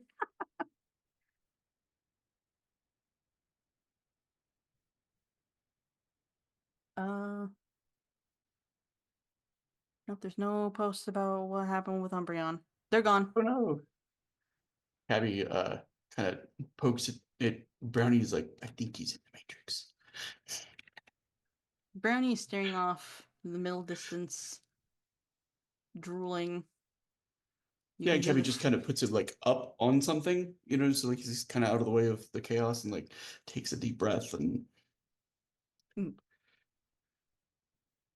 you can hear like the dial-up noise coming out of Brownie's ears. He's starting with just kind of like getting everybody free, telling them that there's going to be food, telling them where to go, giving directions as best he can. Mostly it comes down to look for the giant tyrannosaur, Mhm. meaning he gets to sign. He kind of like nudges the T-Rex with all the rows of teeth awake because that's already got the gate open, right? Mhm. It's like, hey, are you hungry? The Monster Hunter T-Rex, like, bright red eye slowly opens. He just looks up at you. It's like And real then hungry, right? he starts to stand up. He has like long arms that if he wanted to, he could walk on all fours. Shakes himself awake a little bit more, looks at you, kind of eyes you up. I'll wait outside. And he starts to Um, leave. yeah, and he's looking like he just kind of assumes wyvern eggs are going to be small, but he's got this pouch to carry him if need be. Maybe there's going to be like full-grown wyverns. He doesn't know. Kind of like, um, what was the Chihuahuasaur? Just a Chihuahua saur. But like when you look at the Chihuahua saur, even though it's asleep, it just oozes murder. Um, yeah, and he kind of uh he rattles the whole cage to wake it.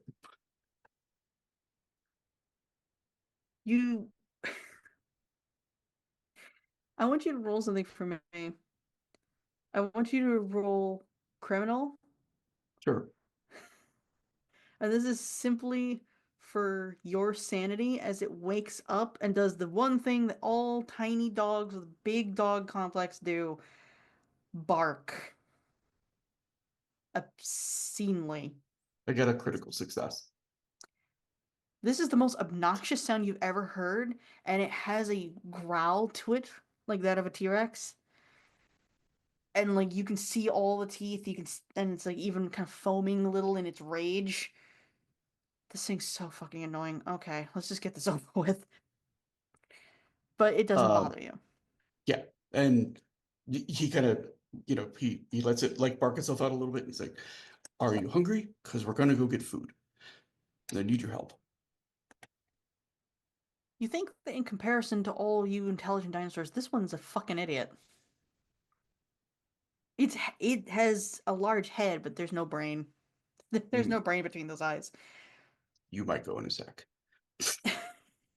You, Kind of moving I'm down just the gonna put it hall. this way: the moment those doors open, it's gone. Yeah, No we can. thoughts, only bite. No thoughts, only murder. Uh, I do see what happened with Umbreon. They have crashed. They will try and join us shortly. Okay. When you look back at where Brownie is, they are messing with a computer, Okay. trying to find the tiger and the wyverns. So to sum up, in that case, watching porn. Yeah, so he'll kind of leave Brownie to that. And he's gonna go over to the Gandersaurus Rex. A little Okay, bit nervous looking. Um, I want you to roll under Dino with advantage. Even though you're not muscle, you're a mhm, fucking Argentinosaurus and you're trying to break chains. yeah. He got another one. Okay, I want you to move a point from dinosaur over to criminal. So I've As had two successes on the criminal side now. Has that any of that moved around, or have I stayed at 3 and 3? um, I'm trying to remember what I've had you. I had you roll criminal to sneak. And I've another had one, you. What was the other one? I don't remember, but I know I've rolled twice. The first one I got a 3 and 2, and the second one I got I think I Oh, critted, and I then I think the crit. 3 and 2 was like. Hmm? Okay, so I'm now 4 dino and 2 criminal, or 4 criminal and 2 dino You after. are now 4 criminal, 2 dino. Okay. Because this would be the first time we've moved your points, because all the other times were just for fun. Okay, cool. and this is very specific.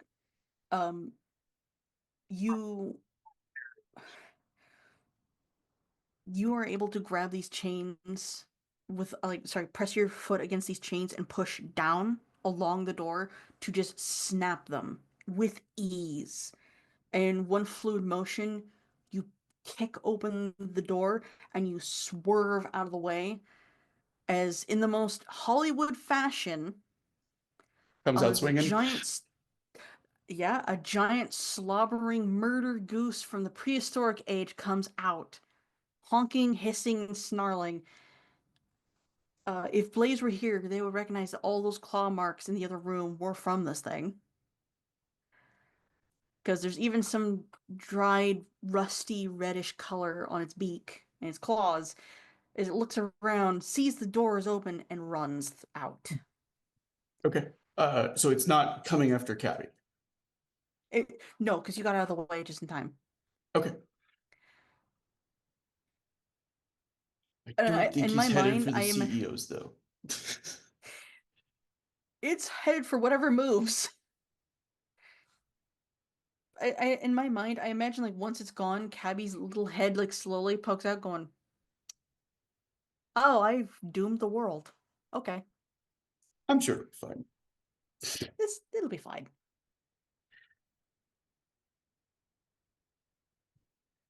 Um, and then he's kind of like looking back to Brownie to see if he's figured out the locations of the other two. I think because Umbreon is still trying to connect, we're going to sum it up.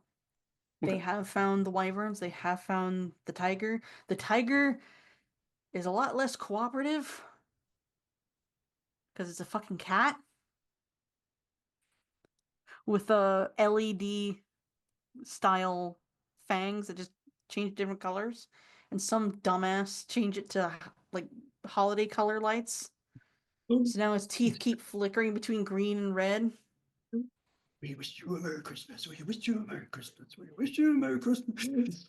So like Happy New Year. you unfortunately for Brownie and Cabby, you have to sit there and listen to this tiger monologue about how bullshit it is that they are the laser pointer. And they can't catch the dot because they are the laser pointer. They've already caught it, and it's just an endless cycle. The Okay. wyverns are fully grown. They're released. They're out. Follow us. We have CEOs to eat. Best What? wyvern kibble. You guys probably walked away mid monologue. You were done. No, actually, fuck that. so it's still like a saber-tooth sized cat, right? Yeah. Okay, so like he's just gonna kind of like pick it up and carry it like a kitten, like outside. While you're carrying it, it's still monologuing. You sit on the ground, it's still monologuing. There they are. Me. Well, that's why I look so funny now.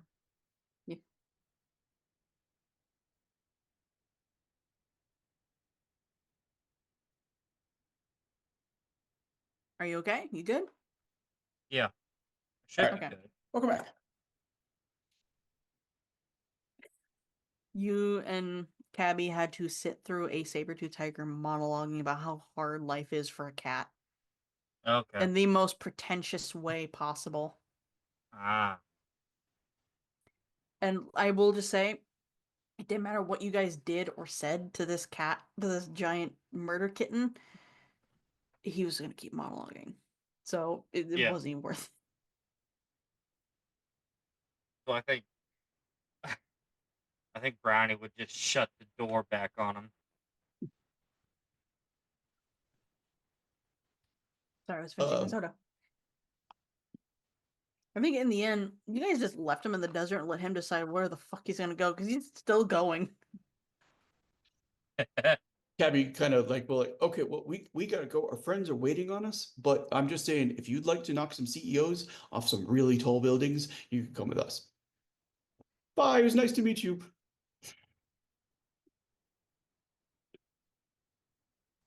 That Monster Hunter style T-Rex is just standing there staring in the direction of the goose who's now rampaging through the previous convoy.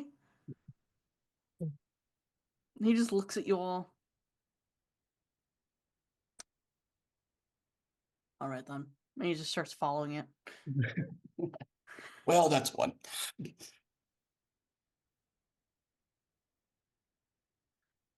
Hey, congrats. You guys found one of my oldest OCs.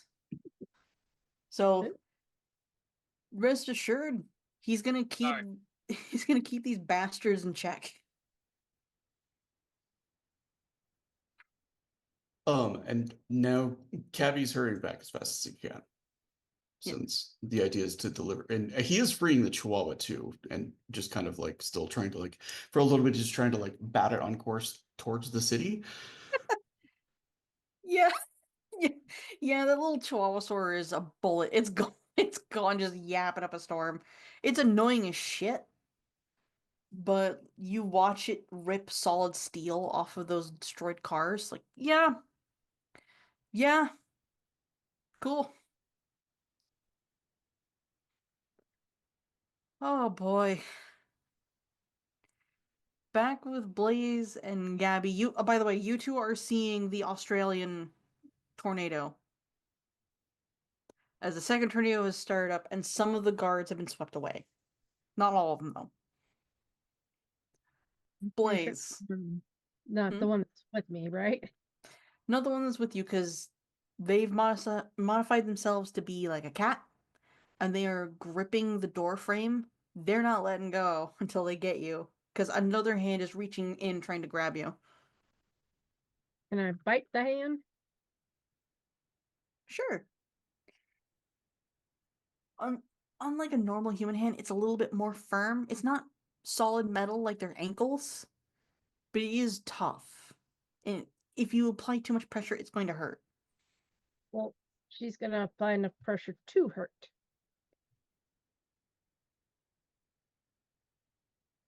Roll for puppy.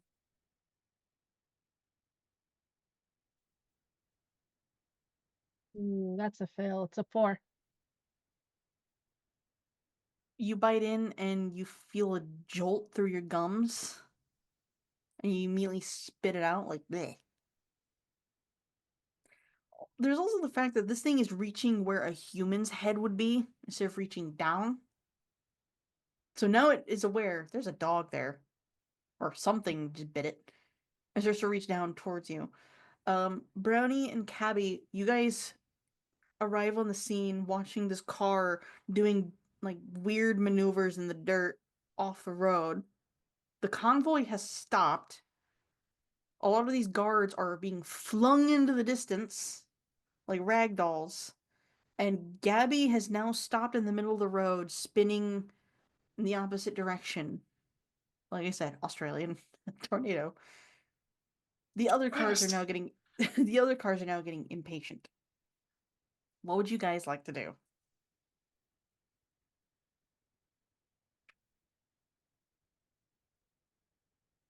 So we can see that Blaze is having trouble with one of the guards, right? Yes. Cabby will kind of look back to Brownie and be like, "You want me to boost you over to him?" Like Yeah. gesturing toward the guard. Let's do it. Yeah, he's gonna kind of like use his head and his neck and just like fling Brownie like a baseball at the guard. You do the calculation for distance and the right timing. Oh boy. Umbreon, because we're going to use Yeah. Umbreon's roll for this. I would like you to roll under Dino. Okay. Just 1d6. Actually, no, 2d6, because you're being assisted. Okay. It's a good thing it's 2d6. I got a 3. Okay. So,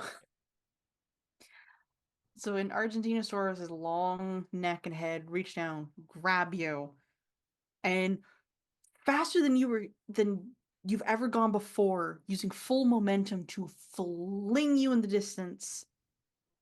You're sent flying through the air like a missile, complete with screaming noise. before somehow this velociraptor that looks like it came from a movie lands on this cat person. And Blaze, you're seeing this. You're seeing a velociraptor pounce on a human and rip them off the door. You don't know where the fuck they came from, though. Brownie, you have a weird semi-metallic feline human under you with glowing red eyes. Hmm. Is this metallic feline? Its arms are metallic too? Its arms look like skin, but because you're now pounced on it, you can feel it's semi-metallic. It's very firm. Its legs are very clearly steel, especially its ankles. Ah. This is a human who has cybernetically enhanced himself to be like a cat. These are robo furries. Ah. Oh.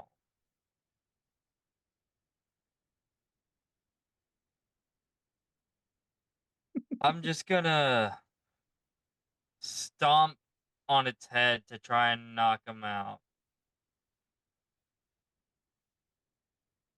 I am going to roll. Hang on. I want to see Oh, how long can this guy survive. I'm going to use like my own thing here. It just takes one good kick to the head and he's out. Just look back to it's Blaze in the driver's seat. Yep. Just a thumbs up. Or as much of a thumbs up as you can give. Yeah. So you just lift your foot.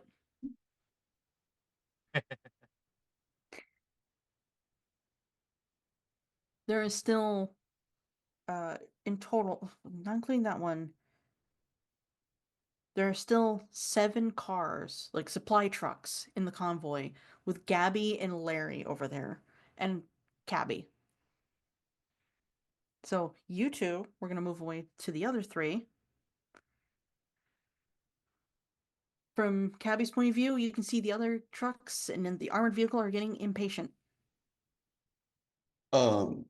Cabby's gonna run and jump and kind of try to put one leg on each of 4 different trucks and skateboard them.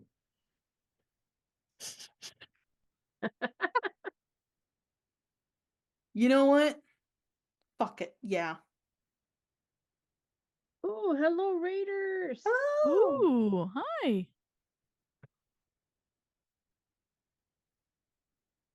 Do that real quick. No, that didn't work. I used the wrong command. Raid. I'm so used to mine. Oops. It's a raid. Woo! Right, shut up. There we go. So, a creature that is not actually physically able to jump jumps. You might have some spider leg assistance. There you go. Yeah. You don't have to roll because I find this very amusing, and I even thought of this in the beginning and didn't say anything. You, this impossible feat. You leap at the cars. The drivers like see you. They bolt out of the way as your foot and like smashes into the driver, like the truck cab, and you're able to put on 4 of these trucks as as rollerblades. It's 5, 6, 7. There are now 3 supply trucks left. As this giant dinosaur, like nobody like understands what the fuck is happening because they didn't actually see what did that. Oh yeah, one for the tail. Yeah. I'm gonna say no on that one.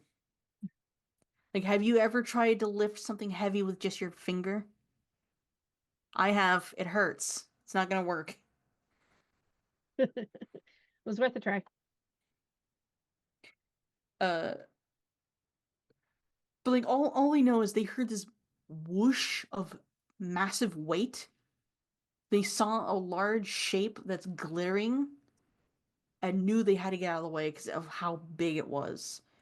Whatever heard that the is crunch. just blocked out the moon. Yeah, they heard that crunch. They turned around and something massive and long just wheeled away into the desert. These guys are more prepared for humans with RPGs than they are for dinosaurs wearing tinsel. I mean, come on. You have to prepare for dinosaurs with tinsel.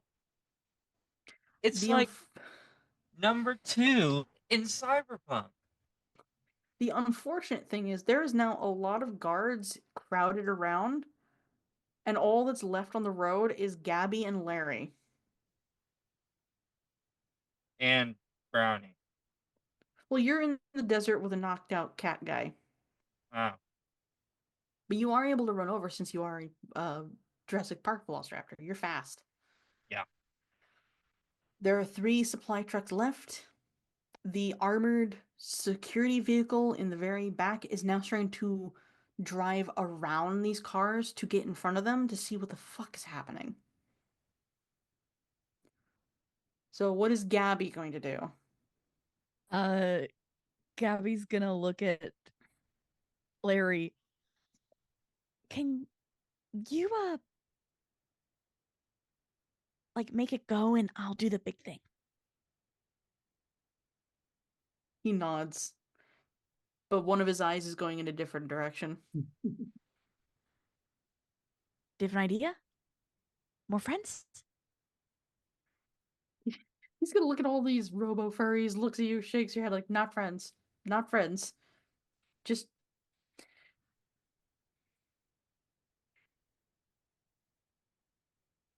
Is Brownie anywhere nearby? you can see Yeah, them. Brownie's on his way over to the group just to regroup. So the weird thing is for the dino crimes here, this modification, the dinosaurs will always see each other. That's just how they work. Humans, you have to roll to see if they see you. Somehow, a dinosaur could be hiding just fine. You could still see them because you're also hiding.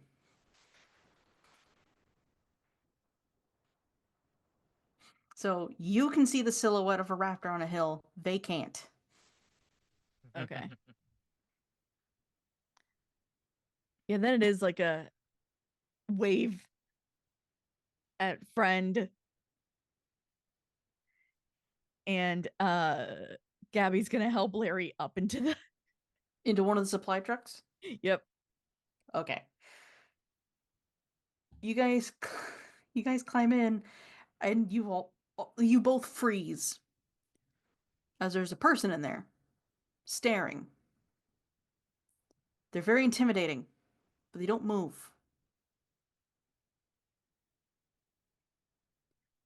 Until Larry reaches out and pokes and realizes it's made of cardboard. There's a cardboard cutout of Adam Smasher.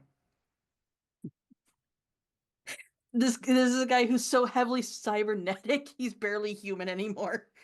He's so fucking intimidating. Yeah, Gabby just takes the ankle, chucks it out.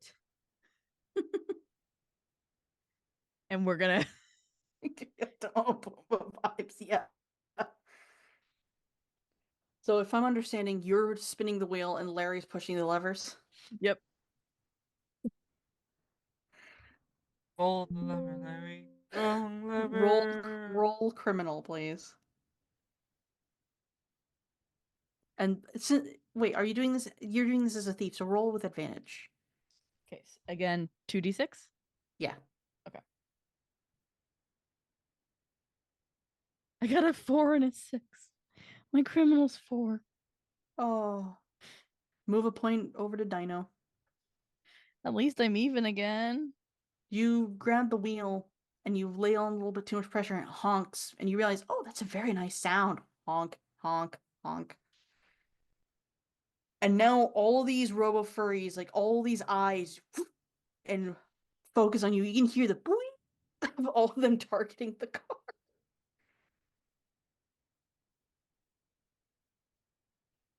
And what's worse is that like when she hears it, she just keeps pressing it even more and it just keeps getting faster.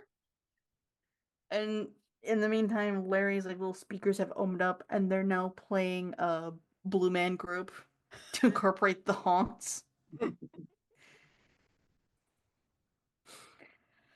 Oh my, everyone else is aware of this, by the way. Even if you didn't see it, you're aware of it now. There's a rave now going on, y'all.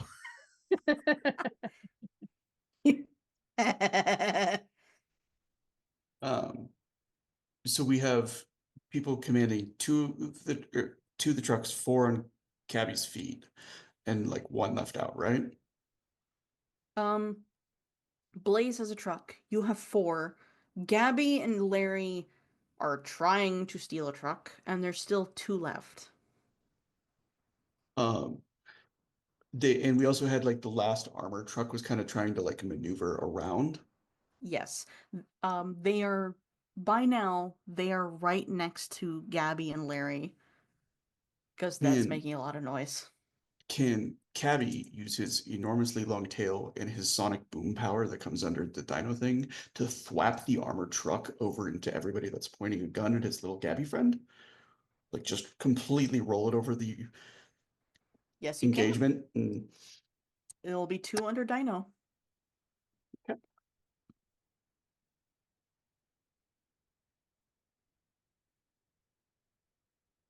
another one.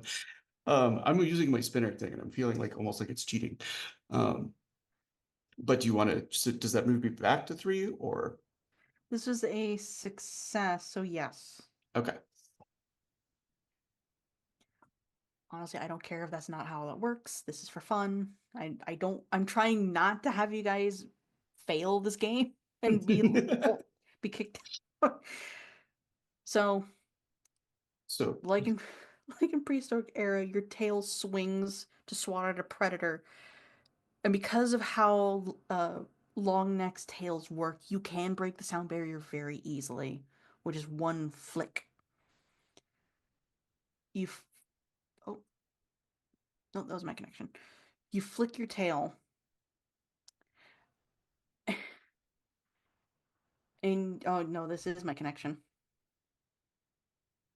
Yeah, I this can is my still hear connection. you. Oh no, So I know, but like everybody's like starting to stutter on my end. I'm not sure if people are able to hear me. we can hear you. Mhm. Okay, so your tail flicks out. It strikes the car at such high speeds. The guys go flying. And the car is dented like it wrapped around a telephone pole, which is a horrifying thing to describe, but that's pretty much what happened. But you physically did not touch it to do that. And it goes tumbling down the road. All the people dive out of the way. They drop their guns, or they toss them, or they dive onto their guns to cradle it and break them. Through sandstorm, yeah.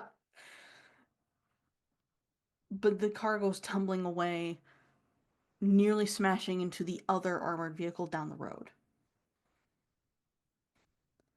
And I think with that sonic boom, Larry like goes, oh, like effectively goes, oh no, there's no more beat anymore. Turns off his music. I think Gabby does the same. Like, oh, it doesn't fit anymore. Okay. Yeah, it's not fun. My timing was bad. He couldn't account for the massive explosion. I don't think Cabby has had great rhythm at any point in his relationship with Larry. Lots of heart though. There's now only 2 supply trucks left. One of them doesn't look quite right. Like it has like a weird symbol that is combining Arasaka with a completely different company. And there's like tape or like signage plastered onto its bumper that says sensitive cargo. This one is definitely locked, but it looks like if you know your way around technology, you can open it. You guys are so insistent on kaiju. I just might make that the next mod. I just might. I just might. So we still have Brownie. Yep. There is a supply truck, and then there's the technology looking truck, like the very techy looking truck. Definitely going to the technology looking truck. Okay.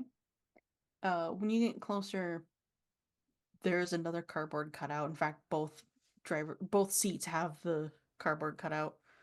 But these ones have texture on them to make them 3D. And their eyes are glowing. Mm. And when you get closer, you can like hear this robotic breathing like Darth Vader is in there. Ah. It's weird. I'm gonna pull out the pocket computer that I grabbed from the dogs from the dog HQ. And I'm gonna see if I can send out false positives to the people expecting this truck. Because this truck is obviously setting off sending signals. You're the hacker, right? Yes, I am. You don't have to roll, but like you're testing this. This truck is not giving off any signals at all. In fact, whatever is inside is being prevented from sending signals. That is interesting. I'd like to shut down the drivers. Oh, Or easily no. done. Easily done. Okay. Well, That's fine. what were you thinking instead? Well, I was going to think, instead of shutting them off, just hijacking them to where they're working for me now. There is no physical driver. It's just two cardboard cutouts of Adam Smasher again, just wedged into the seats. But I would like you to roll under hacker. So this is under criminal with advantage.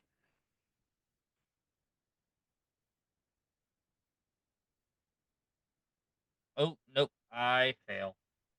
Is it a crit fail or just a gentle fail? Gentle fail. I just got 2 5s instead of no 6s.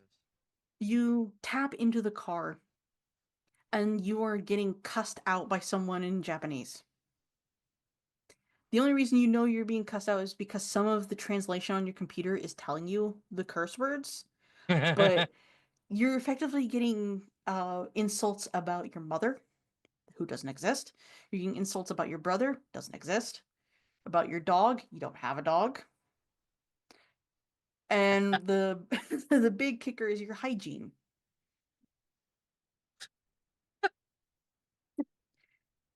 And like there's also like a lot about honor and shit. Just you're effectively being cussed out by a computer. So Brownie reads all of this and just says, just like sends out just LOL, get a life. And that's all he sends back before he shuts off the fucking computer and goes, well, that's not working on this thing.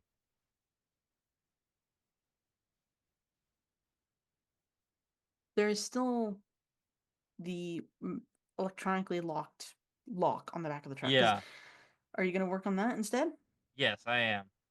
I'm going to pull out something called an Omni key, which allows you to interface directly into a lock. And he flashes back to the dog HQ and says, "This is something we developed specifically for locks." It's your skeleton key. Yeah. Okay. And since that's a flashback, can I move a point from Dino to Criminal? Yes. Thank you. All right. As a reminder, if you guys need to move a point from criminal to dino, you eat or drink something. If you need to move a point from from dino to criminal, you flash back. So narrating that you're pulling out an item counts as flashing back, and you can choose to move things around when you do that. Okay. What the fuck? I just saw that. Wow. my gosh. So Fair. Brownie's going to stick his Omni key into the lock to see if he can open it. You plug it in, and you hear like the sound of effectively a little fight happening with the electronics as your key is fighting to get in. There's a hiss and a pop as the door starts to twist and unravel. You remove the Omni key as kind of like the Matrix or like a CGI a moment in a movie. The door actually unravels into little cubes to reveal what's inside. There is a pedestal with a little with like a little cube on it, and you can see there's like lights dancing along this little cube. Huh. When you look at your computer, there is now signals being released, but it's not being released to anybody but your computer. It's trying to talk to you. Oh, this is interesting.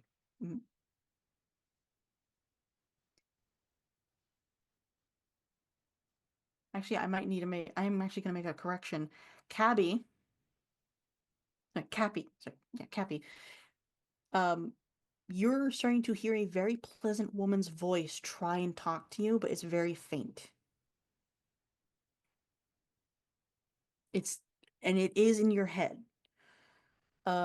Larry is like starting to go bug-eyed as he's also getting this. Anyone who has cybernetic enhancements, you are hearing a voice try and speak to you. The difference with Brownie is they have a computer to do this for them. Yep. The voice saying, The voice is simply saying, "Hello. Do you need education? Do you need help?"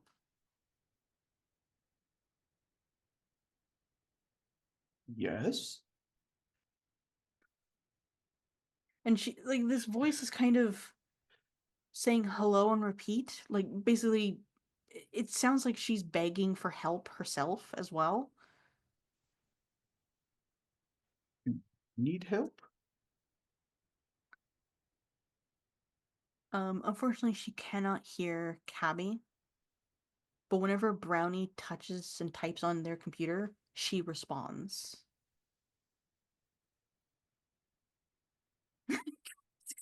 Motherfucker. How dare you? Damn it.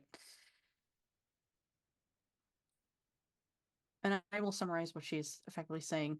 She is an AI who was made to infiltrate other companies to get information and educate her creators.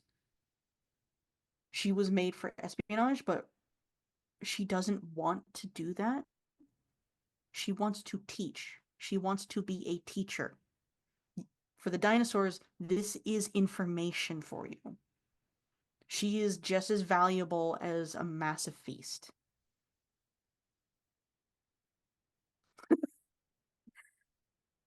I'm going to say she doesn't do that.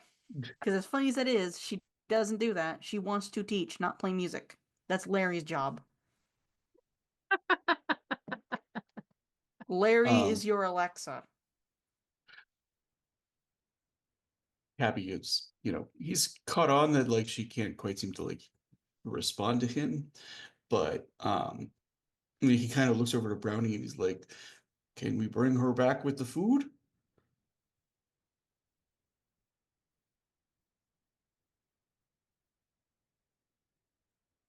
We'll see if Just he's even let able it to go. respond. Just grab it and go.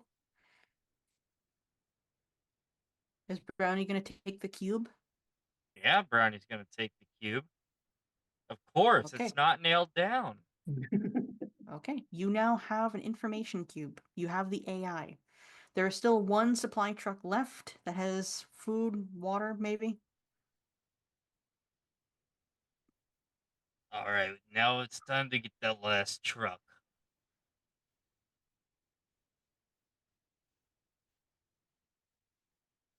I think You everybody peek into else this one. has cars. Why the fuck do they so- have so many cardboard cutouts of Adam Smasher? What the fuck is happening? The worst one is one of the Adam Smasher cutouts has a pink tutu. Oh my lord.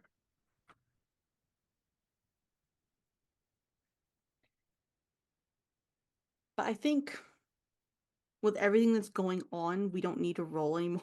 You guys have effectively succeeded. However, I want to see something real quick. I would like each of you guys to roll one more criminal. Cabby with advantage because you're the driver. Yep. And Gabby with advantage because you're the thief. 2. Okay. 4. I got a 1 and a 3. Critical success, regular success. Is that a I success or got not, a Blaze?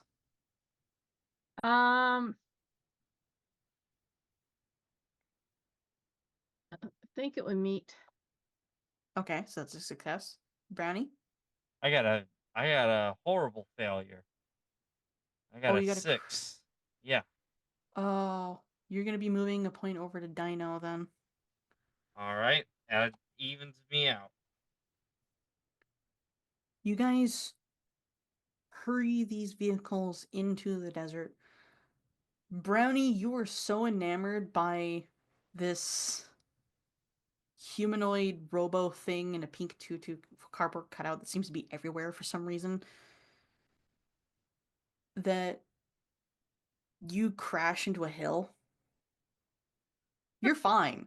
The car, but your new potential lover has been burned and smashed. The poor cardboard. He just roars out. But good news, you still have the cube. Bad news, the robo furries are coming. And you can't get the truck out. You can't drive it. This is the technology one or just another supply one? You took the bit of technology, which was the cube, and then stole the supply one. Okay. You have unfortunately smashed this truck. You can't get it out. All right then. If we can't have it, they can't either. I'm gonna pull out a Molotov cocktail. Wait, can you send a message to the Gandersaurus Rex that it's got food here? I mean, I could try. I No could need to try. roll. No need This to roll. this is Wait, can we incredible. talk through the radios? Yes, you have Larry, so you have a radio. And Larry, by some miracle, is connected to Cabby as well. So Cabby can yeah, that's communicate. true. So I'm gonna go on the radio and go, all right, bad news, I crashed. This truck is screwed. All right, I can't drive this thing. Can we call one of the big friends, and then they could just come in and eat everybody? And yeah, I mean, yeah, we could do that. I've got a very simple solution, though. I do have a Molotov cocktail. I could just burn all this thing to dust so that they can't get it. Would it be better if the furry people came and were starting to get the food, and then the Gandersaurus Rex came and ate them? Yeah, that's true. True. or the Chihuahuas. No, Or the we wyverns? never wake up the Chihuahuas. Oh, I have bad news for you. It got Oh, woken up, no. apparently. I guess. And while we're talking, Cabby's like extending his tail down so that Brownie can like climb up it. Yeah, Brownie's climbing up it. He's still got the Molotov in his hand, just in case. But Upon hearing that the Gandersaurus has been awoken, Larry starts playing Dark Souls boss music. It's just like no, dread. it's the only thing they fear is you. Oh, just doom music, yeah. Yeah. So here's what I'm understanding. You guys want to summon one of the baddies you guys released. Yeah. Yeah. Just One as a of final you, parting present. one of you, I'm going to let you all decide who does it. I need you to roll a d6. I think it should be Cappy since they. Oh no! Oh wait, that's not fair because we Oh, can't that's see not Brownie. fair. What? That's not fair because we can't see if Brownie touched his nose or not. Should we just do not it and 3, 2, 1? Sure. 3, 2, Uh-oh. 1. Not Not it. it. Who Thank- made that? Ruined it. It's Kevin's roll. You know what? That actually is a good idea. Hey, Kevin.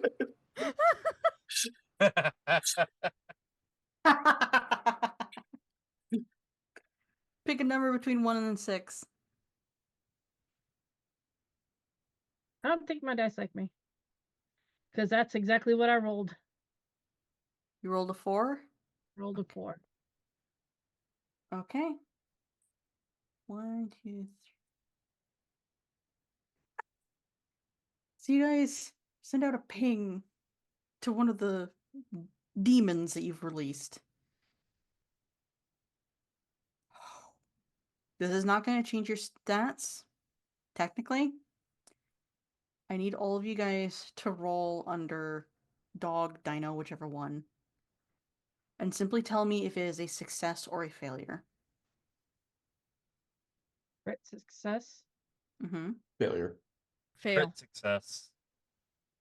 So, Blaze, you're used to the sound. Brownie, you're used to the sound because you've slept next to this thing for so long. Oh no.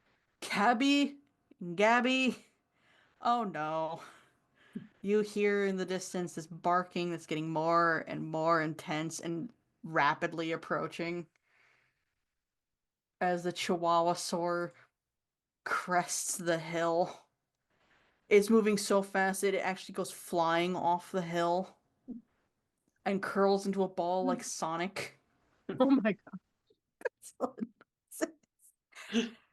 You leave before it Okay. actually lands because you don't want to see what happens. Scream. I like to think Cabby's stopped to to cover his ears and but Brownie's like, no, keep going, keep moving, keep moving. Don't stop. We don't Just wa- keep going. we- Just keep going. We don't want to be here when that thing gets here. All Oh right. god, the blood splatter is over the dune. You guys don't watch. There's so much death. I wish I wasn't so tall. You guys. You guys. It actually takes Larry like climbing up onto your head, and even though he's very tiny, this little guy can move you as though you were the same size. So he like very gently turns your head back towards that gas station to take all the stuff. As you guys disappear into the desert. And I'm assuming Blaze leading the way because oh yeah. yeah.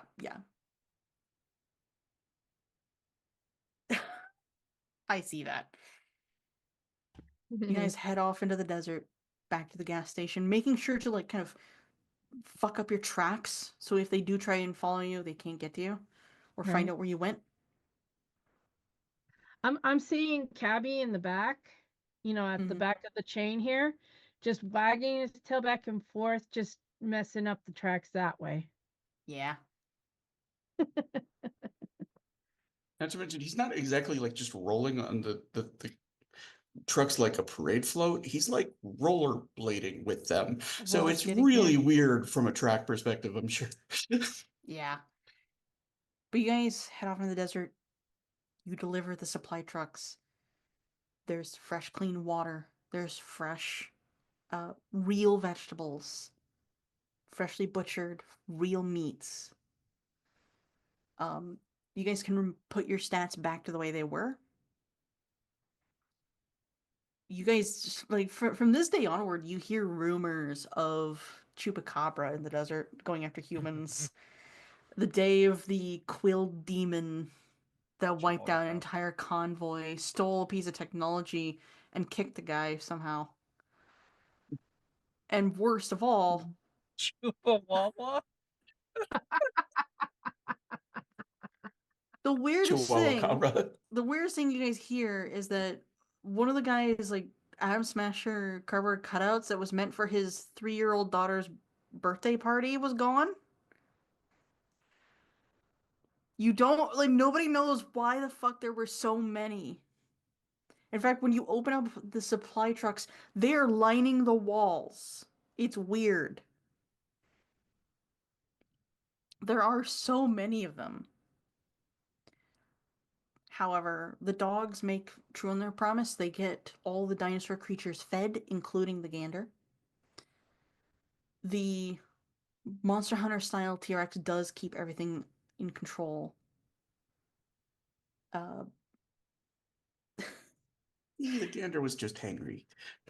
I want to hold on. I want to do something that's probably never been done before. Hey, Bison, do you have any dice with you? Because I would like you to do something for me. I want you to roll 2d6 and tell me the lowest one. This will be interesting. He asked, "What am I rolling?" Just 2d6 and tell me the lowest one, buddy. I'm now scared for the Tuesday game, Two y'all. Oh my fours? goodness, 2 4. Okay. On the news, 3 days later.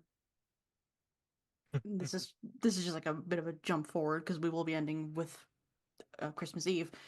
3 days later, you hear on the news that a building collapsed because something massive and covered in feathers and large claws decided, fuck it, I'm gonna destroy this building instead and see what I can find. It didn't find anything and it disappeared into the radiation hole. There is now a yes. irradiated goose in the hole. I'm sure that'll be fine. But That's rewinding back. that's a future me's problem. That's a future- Meanwhile, the Cybertooth Tiger is still monologuing. Yes, he is. Yes.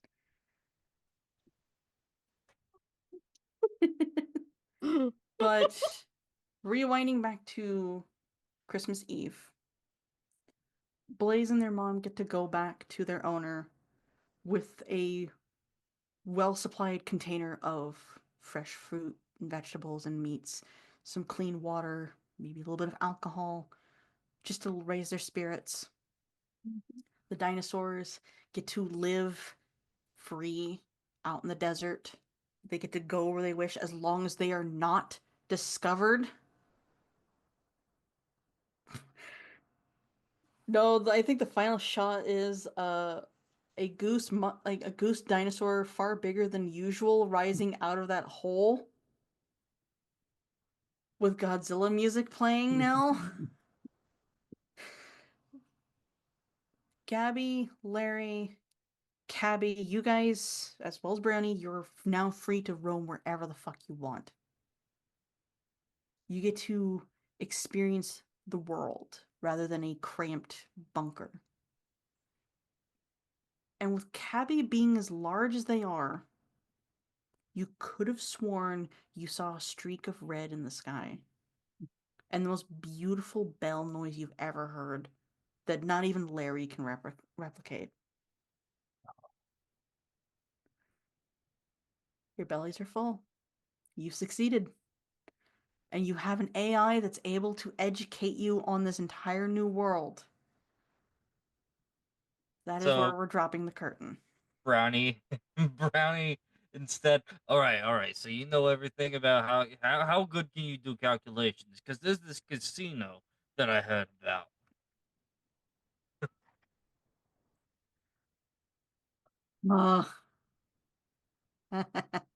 We went way over it. Oh my god. That was awesome. Okay. Late, yeah. Yeah. But this is, if I remember correctly, this is the last game of the year. And you know what? I do hope someone else does it next year. Not because I'm tired of this, because I would like someone else to try the spotlight.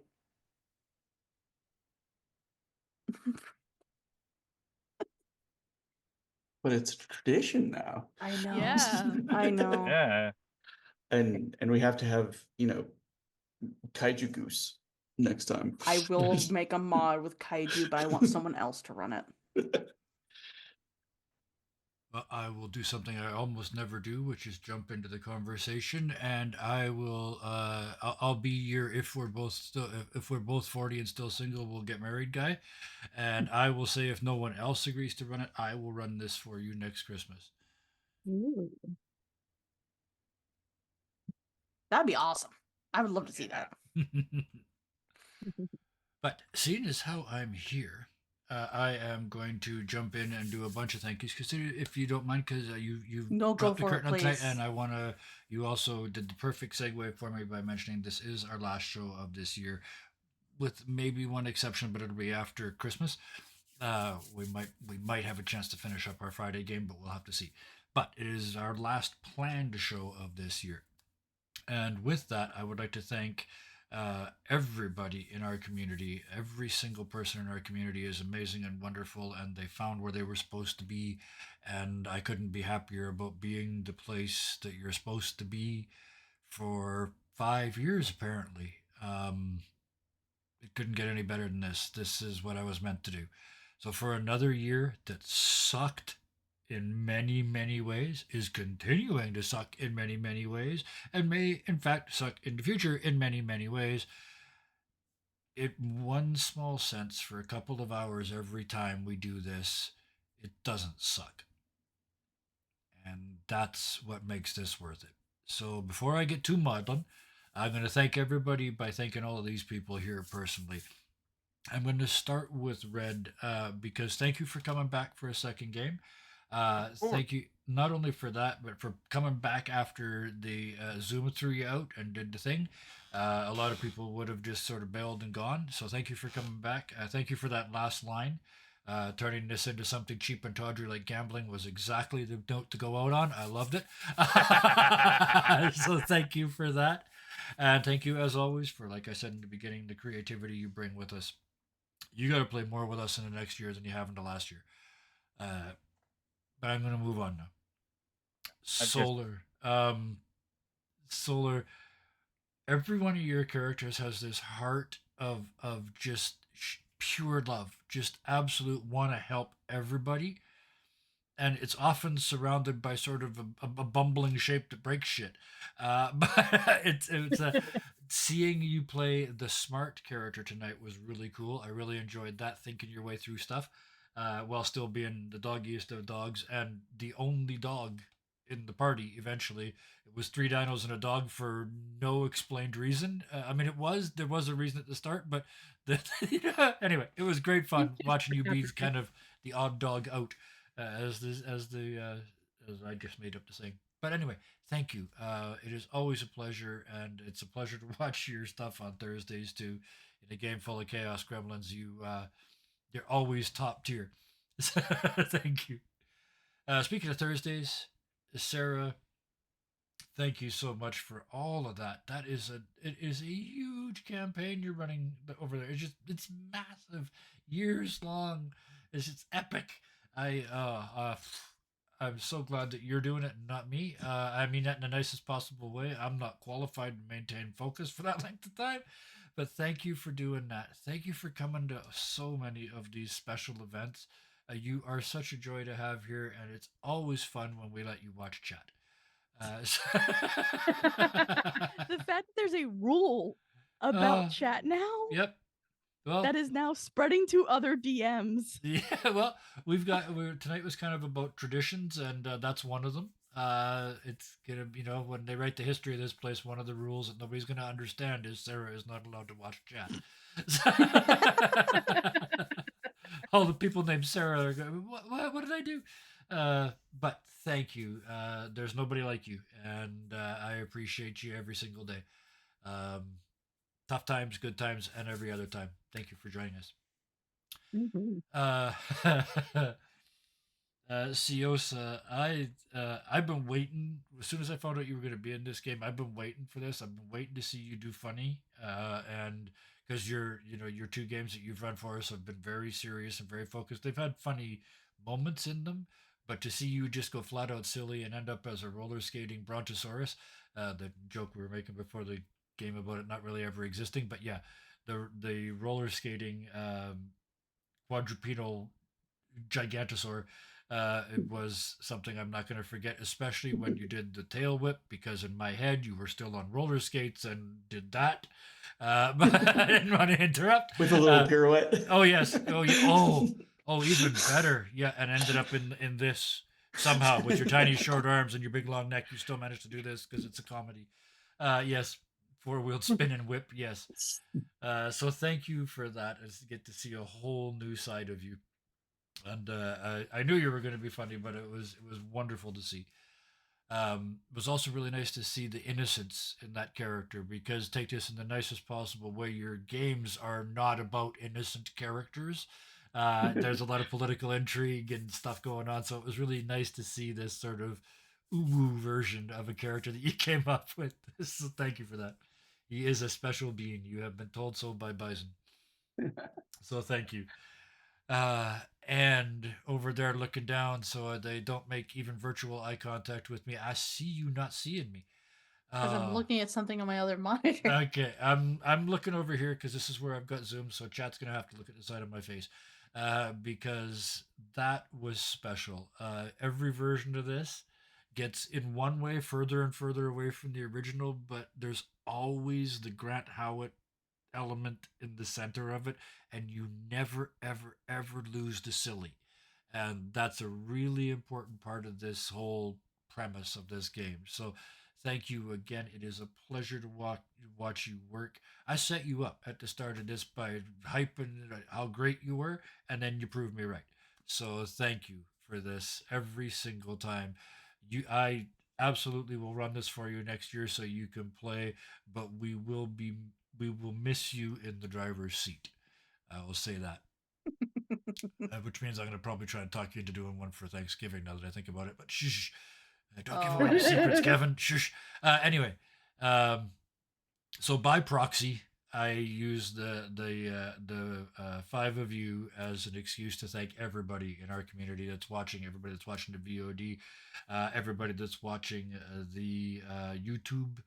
Um, if you watch this, you're gonna love what we do all the time here. It's not all this silly. It's a lot of it's very serious, but a lot of it is this silly. So tune in, join our Discord, please, please, please. Look us up. It's just Dirty 20 Gaming. If you haven't got a link somewhere, find it. You'll find it, and join us, especially if you want to play. But with that,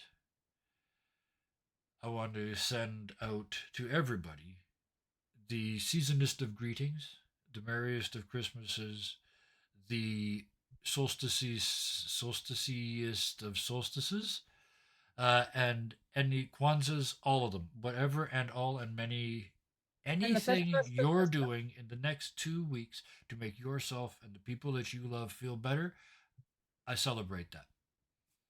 And from my family, this is a phrase that is only found in my family, that we view it as love, comfort, and care. Happy Lily Lofton to you all. Oh, I love that. Thank you. And with that, we're going to leave tonight. Good night, everybody. Night, y'all. Um, Good night.